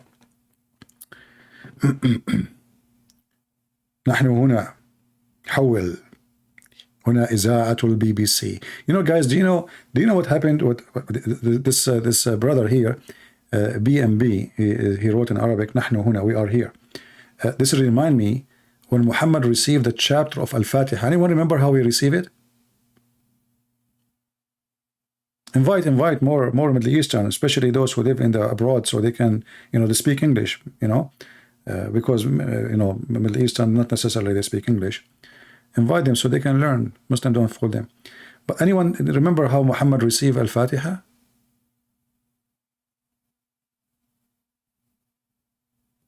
Anyone remember? I should make a channel in Arabic, by the way. If I make a channel in Arabic, people will die laughing and they will have a heart attack. And all of you will have in the same day a funeral. And then your children will sue me. You killed my dad. My dad was healthy before he attended your program. And then they will take a picture for you before and after. أنت مذيع أنت مذيع وأنا مذيع سلم على عبد السميع اللميع حول. So listen, guys, when Muhammad, he received the Fatiha, he was doing poo-poo. You know, I could not really believe that the Muslims, they will say such a thing, that a prophet of God, he received the prayer, the most important prayer the Muslim they recite 5 times a day, while he was doing poo-poo. And the angel, like Muhammad, he go in the field. For sure, maybe there's an elephant, he's looking at his ass, but elephant don't know. I mean, he's not a human, it's okay. Elephant, they will not look. Actually, elephant, they are very shy, ask me, you know. So Muhammad, he went in the field to do poo-poo. And then he heard the voice says, oh, Muhammad. Muhammad, he run, you know, and his panty between his legs. You know, like, what the heck? So the story says that each time Muhammad he go out to do poo-poo at night, he hear the sound saying to him, "Oh Muhammad." So Waraq ibn Nawfal, he said to him, next time when you hear the sound, stop, don't run. Finally Muhammad, he went to do poo-poo, and he decided not to run as the guy told him. And then the angel told him, recite to him the chapter of Al-Fatiha. Brothers and sisters, if you claim that Muhammad is not a special, unique person, I feel sorry for you. You are in denial.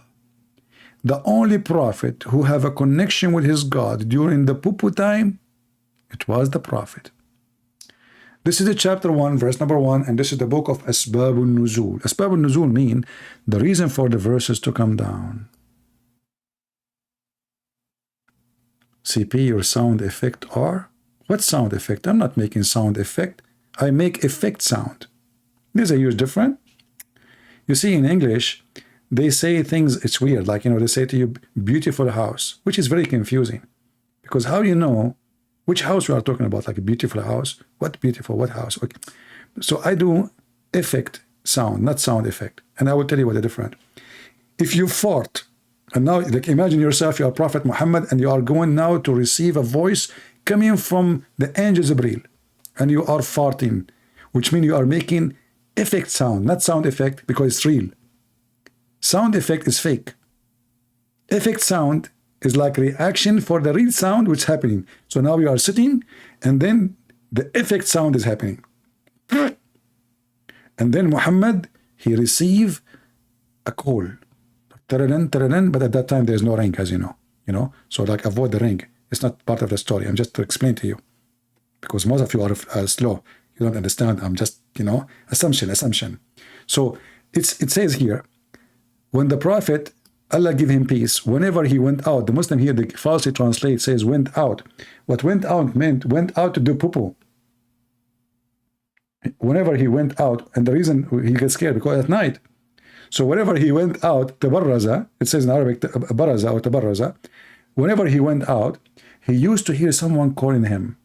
And this is not sound effect. This is effect sound. Take a note. Please learn English, please. Learn English, please. I can't take it no more. So, used to hear someone calling him, "Oh, the Prophet, oh, Muhammad." And whenever he heard this, he used to flee, like, what the heck? I would love to have a camera at that time and record Muhammad running and his feet is touching his ass. Isn't it amazing? You are a prophet of Allah. And now you hear the voice coming from the sky. And the voice saying, "Oh Muhammad." By the way, the "Oh Muhammad," it's a sound effect. Because, come on, in Arabic we don't say, "Oh Muhammad." What the heck is that? In Arabic it says, "Ya Muhammad." So Muhammad, he hear this, like Sheikh Uthman when they showed him the Quran. It's fake. So, the ketchup is all over. And he ran inside the house, he closed the door. Like, what the heck? How in the world, and why he's running away? Any Muslim can tell me? Do we have any Muslim can tell me about the effect sound, not the sound effect? How many of you, what? Sometimes I wish I can see the faces of people who they are listening. I'm so happy to put a smile in your face. But you cannot defeat Allah who can make you fart yet you receive Quran. There's a huge difference between what I can do and what Allah can do. You are doing now poo-poo, yet you are receiving the revelation you. Is there a connection? There's a strong connection between poo-poo and revelation to you. Allah could not wait until Muhammad finished his poo-poo. I mean, come on. And why each time you go out, why you don't call him inside the house? What the heck?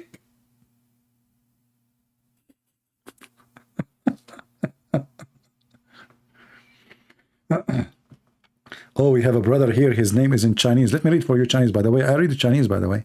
I don't know if you know that. I speak all languages. You know, like I have my cousin. His name is Al-Hassan. He is the grandson of a Prophet Muhammad. He speaks 79 million languages. Some stories says more. I don't know, you know. But I don't speak that much languages, to be honest with you. I mean, 79 million is too much. I think I speak like, I think 78 million, you know. So here our friend here, like from Kiki. Okay.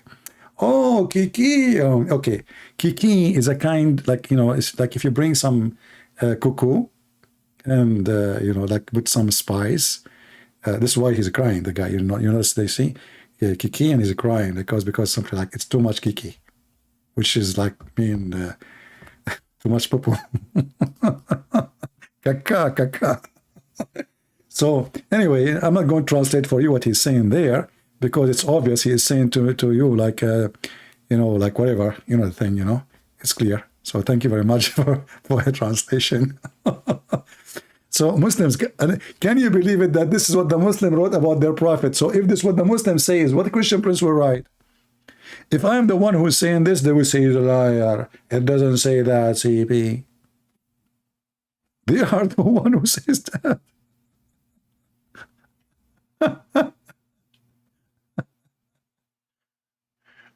Oh boy, cuckoo, kiki. What the heck with this religion?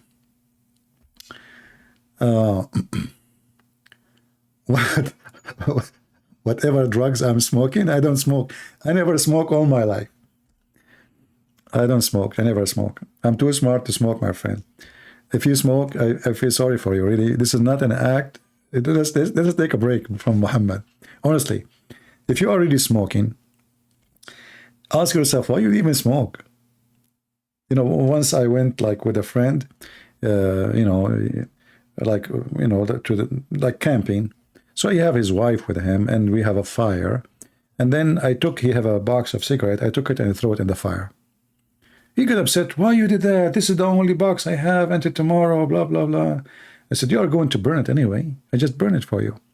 So really, brothers, sisters, why you smoke? You will burn it. You are burning your money. You are burning your health. I'm not schooling you, but just do the smart. Just be smart. Do things for a reason. Don't buy unless you need. Don't spend unless you need. Don't drink unless you need. And don't eat unless you need. Anything more than that is harmful. Which means, if you keep eating and you do not need it, you will get fat, you will gain weight, you will cause your health problems. Same for drinking, you know, I mean, same as spending, same anything. You have to have a balance in your life. Don't be foolish like Muhammad. But this is my advice to you. It's up to you.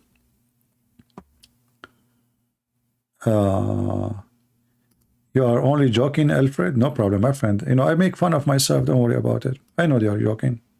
By the way, I will block you later. We are Arab. We accept democracy.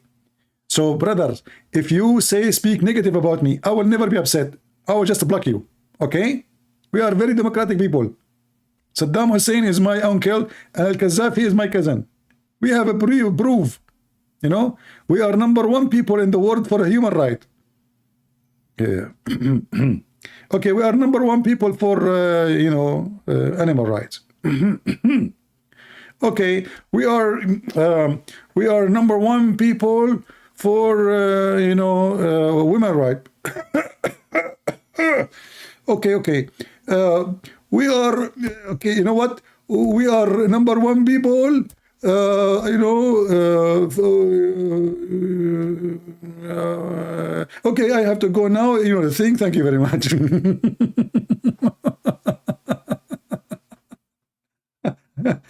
You know, ask yourself a question. If Islam is so good, why those countries are screwed? Honestly, if this religion is so good, can you find me one Muslim country is not screwed like hell? I mean, Islam is so wonderful, but so what's happening there? Me. You know, like when you watch the American election, it's kind of fun, by the way, because like anyone say whatever you want. You insult the president, you insult the Congress, you insult the senators, you insult the government. Even a police in America, if a police come to you, you can insult them. In the Middle East, brother, we have the perfect election. 99.99999 elected the president. And the one who did not, he was going to, but he died before he arrived. For sure, he did not die in the police station. Yeah, and they talk about, they make fun of the Western election. Oh boy.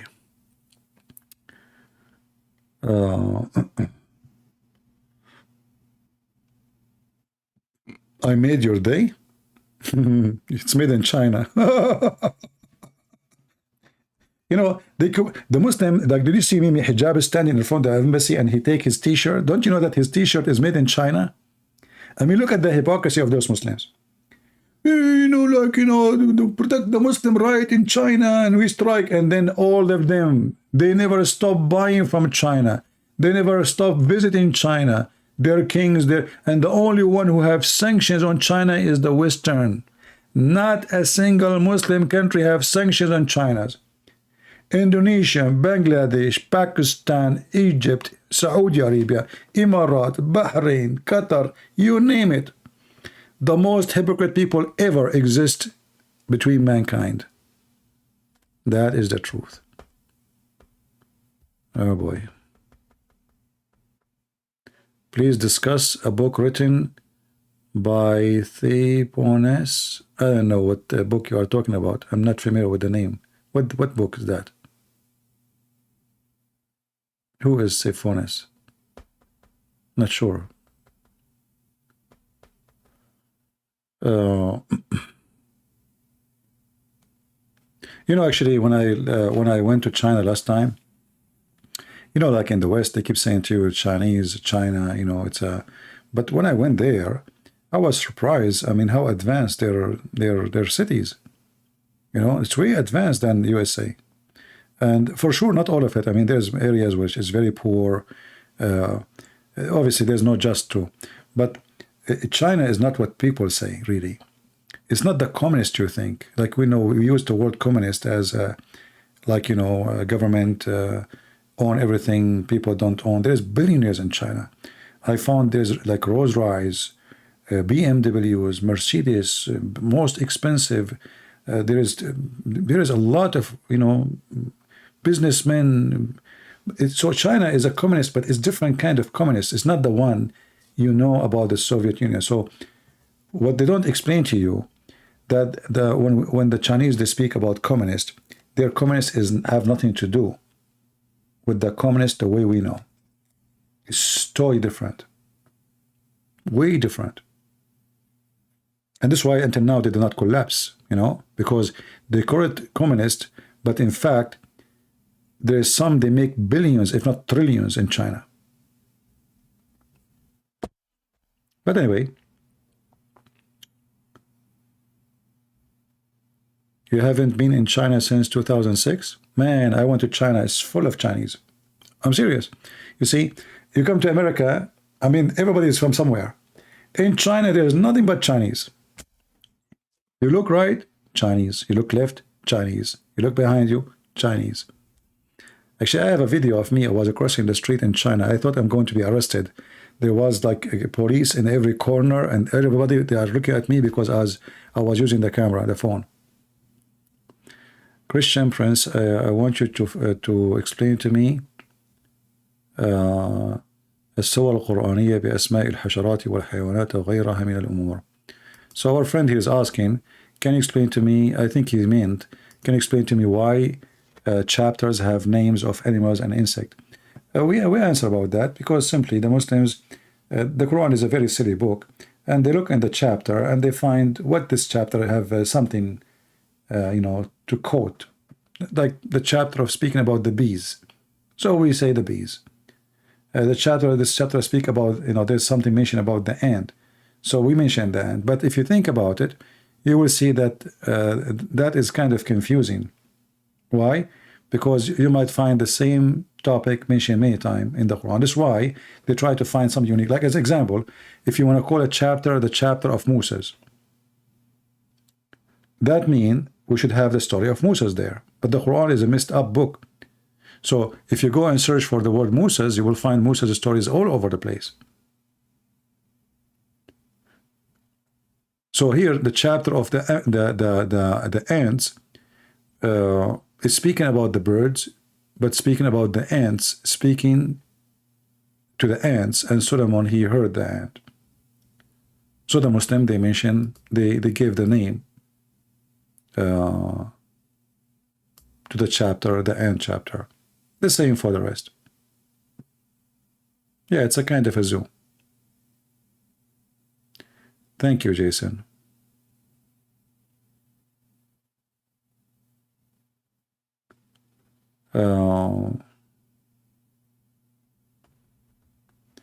Any other question?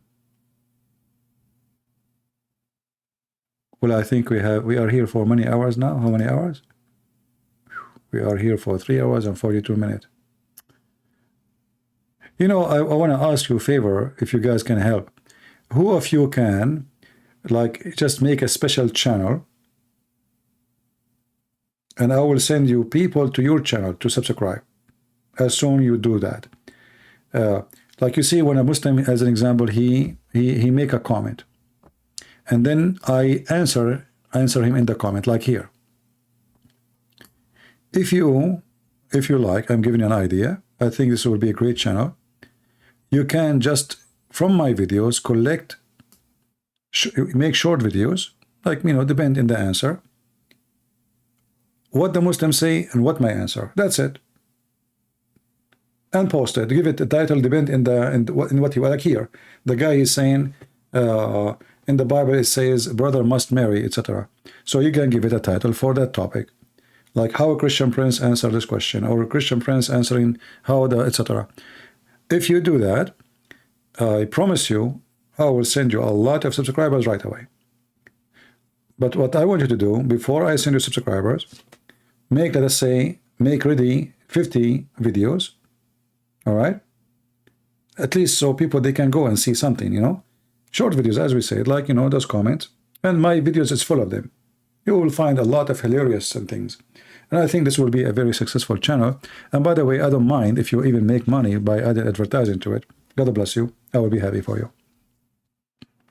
So if any one of you make it, I will tell people to go and subscribe, because that helps Christians to learn how to answer the Muhammadan. All right?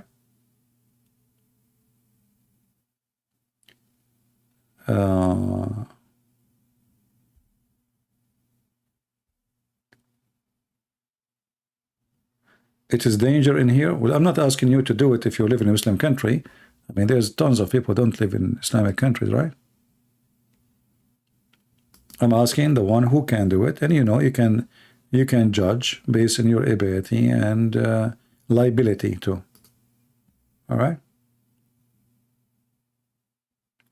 Why Muslims saying that God cannot be human?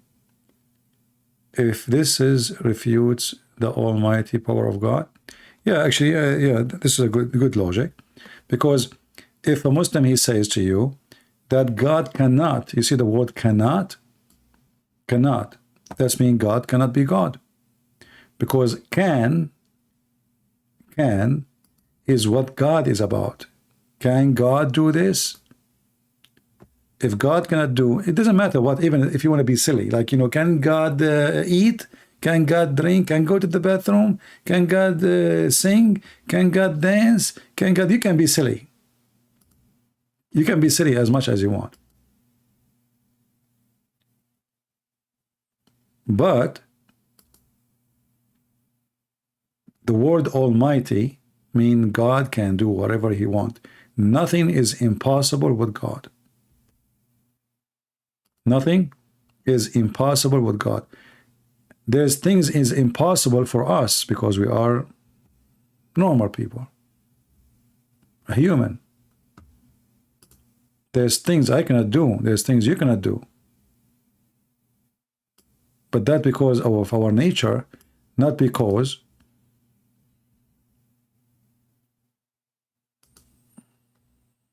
we are God. We are our nature. We are limited. Our limited to ability. We are limited. How many hours I can stay without sleep? How many hours I can? But can God sleep? Why not? Can God sleep and yet He's in control of the heaven and the earth? Yes, why not? Because is the command of the earth and the heaven is because he have eyes, they are open. If you remember the story, when Jesus was with the disciple and the storm came, and Jesus was what? It says he was asleep.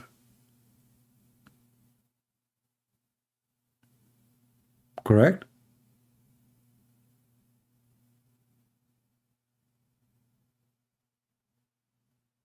Yet Jesus, he controlled the storm. He was relaxed. They get so scared. They get so, like, oh, but Jesus, he proved to us that he is in control and he have power over nature. And not only that, he walk in the water. Like, you know what? I can say, oh, storm, stop, and suddenly it stop. But maybe because the wind stopped at that moment. Maybe, maybe it happened, like I was lucky. But to walk in the water, that is a different story. And to ask my disciple to walk in the water, that is another story. So the question is, when a Muslim, he says, how God can be, well, that can be questioned to their God. But how come you don't ask the question about how Jesus can be human, yet he's alive until now? How Jesus can be human, just as a human, as they say, and yet he make blind see. He did not give him medicine. How he can make people come from the grave? How even he create from the mud the bird, according to the Quran. As you see, with Jesus, nothing is impossible. With Allah, everything is impossible. And that's what the Bible says. Nothing is impossible with God.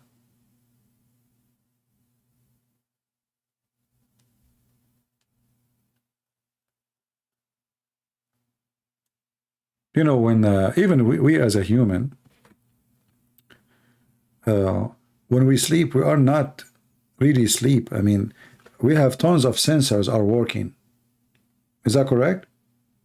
We have maybe millions of sensors. I don't know, billions.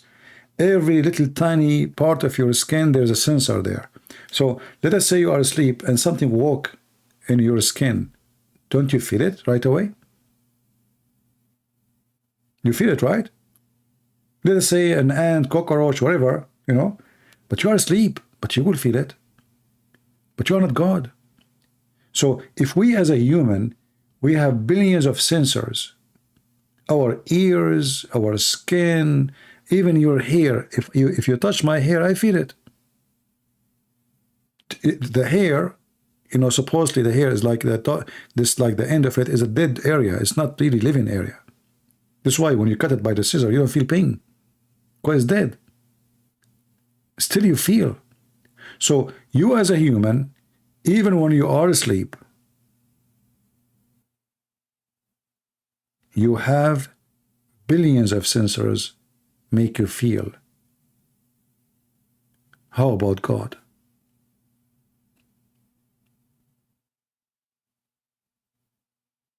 So the Muslims, because they are silly and they are bankrupt, they try to make imaginary God fit with their imaginary logic. And the reason I say imaginary, because if I ask the Muslim the same logic they ask me, can your God stand the question you are asking?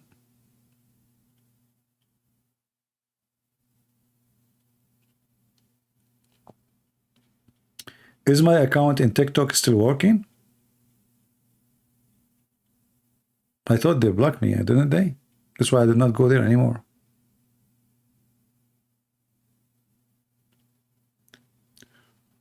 Why does Allah need to help him to make decisions? Well, the whole Quran, if you open from the first page to the last page, all the Quran is silly, stupid. Nothing makes sense there.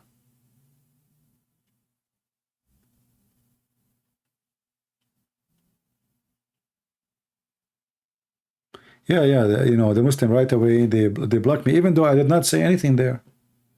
You know, I did not say anything really. The TikTok right away, they blocked me. But TikTok is way more ugly than other companies. You know. Well, those elephants, they convert to Islam, by the way. And you know, if I'm a Muslim, I will say, no, those elephants, they become a Christian. They are doing baptism now.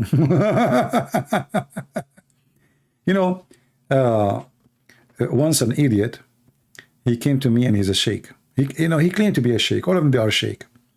He said, Christian Prince, what kind of religion you need to wash yourself by water and do baptism? Huh? I said to him, Abdul, are you sure that this is wrong? He said, I'm absolutely sure. I said, are you sure? He said, come on. Stop avoiding answering the question, what kind of religion do I said, are you sure? So, you know, I made them repeat, are you sure 3 times? And he was very sure. And then I said to him, what if I show you that Allah do baptism in the Quran? He said, what? No, actually, I did not say Quran. I said in Da'if Hadith, Da'if Hadith. The second I said to him, Da'if, he said, it's Da'if Hadith, man, Da'if, I don't take Hadith, Da'if. I said, okay, what about the Quran? So the Muslims, you know, they are ignorant, like their prophet. They do not know their religion. They do not know yours. And yet they come to school you. You know, they copy paste. They have an atheist website. Oh, there is a mistake here. What was the age of this king when he became a king?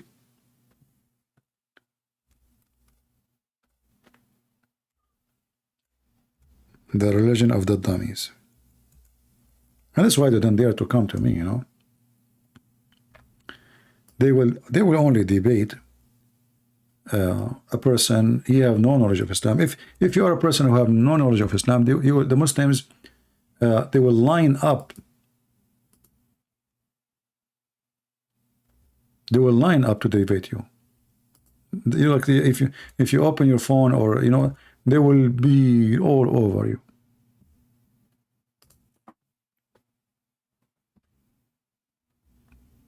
Look at the translation here. They don't even translate.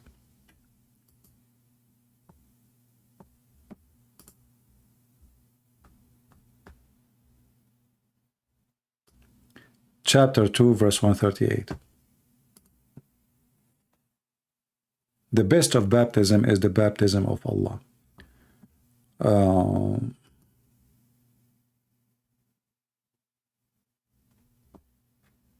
All right. I think we have enough for today.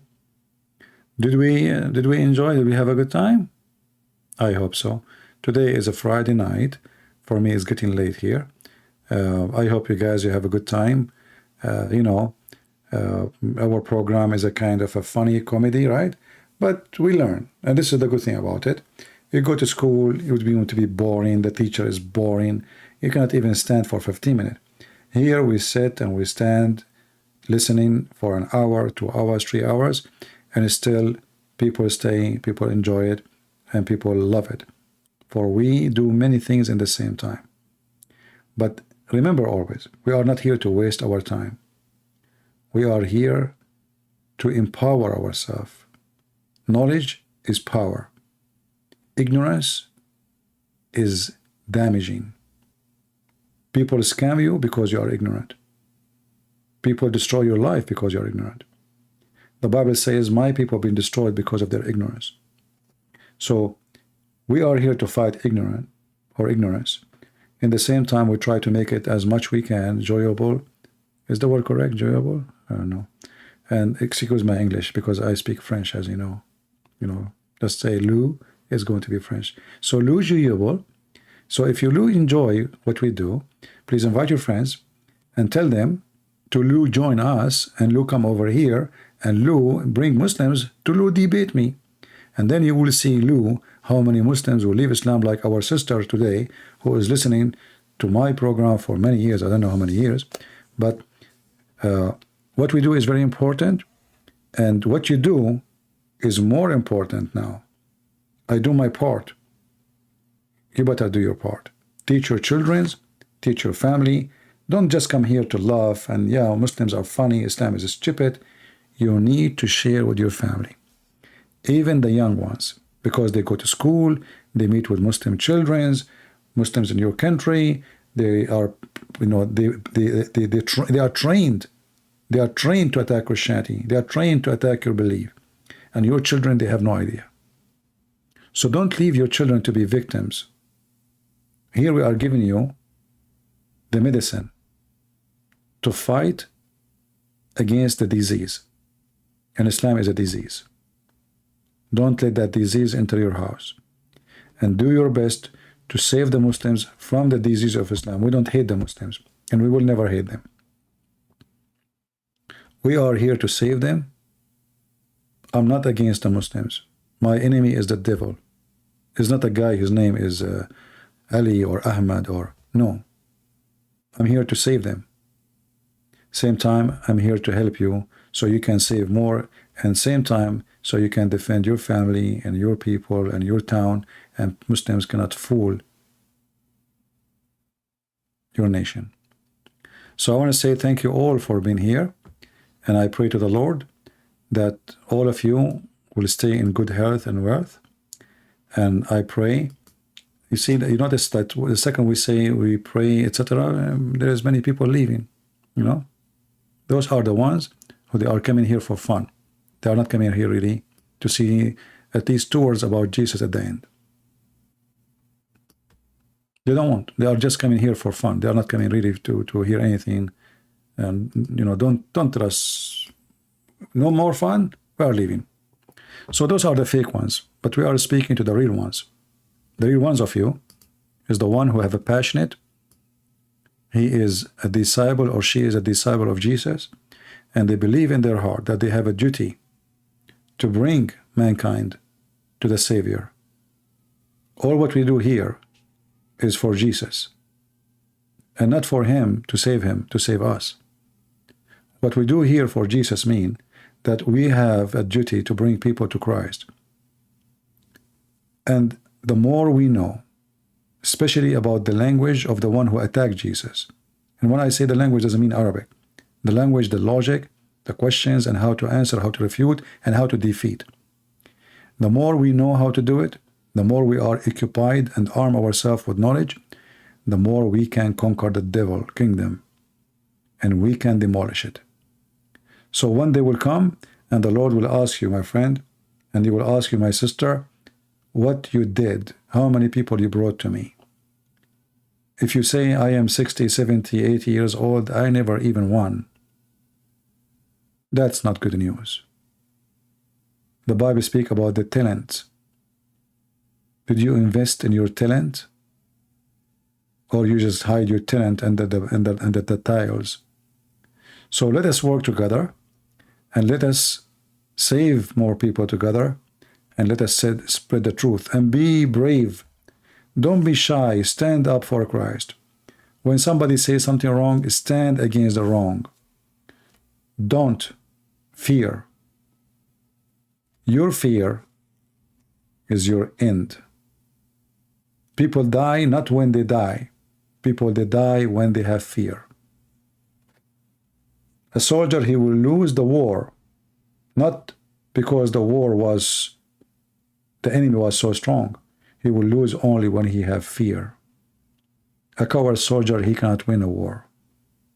And our war with the devil need brave men and women, warriors, who they believe, and their belief is their strength, is not their muscles, and for sure their knowledge. That's why the Bible says, read the book, search, find the truth, and the truth will set you free. And the truth is Jesus. So I say, in the name of Jesus, may the Lord bless you for this coming weekend. Stay warm, stay good, be healthy, remember the poor, help the one, help the needy, help the old, pray for them, and do help them when you can. And until we see you maybe tomorrow, if the Lord is willing, I will be happy to be here again. This is your brother Christian Prince, was serving you humbly for today. Until we see you again, Christ is Lord, Islam is false. Thank you.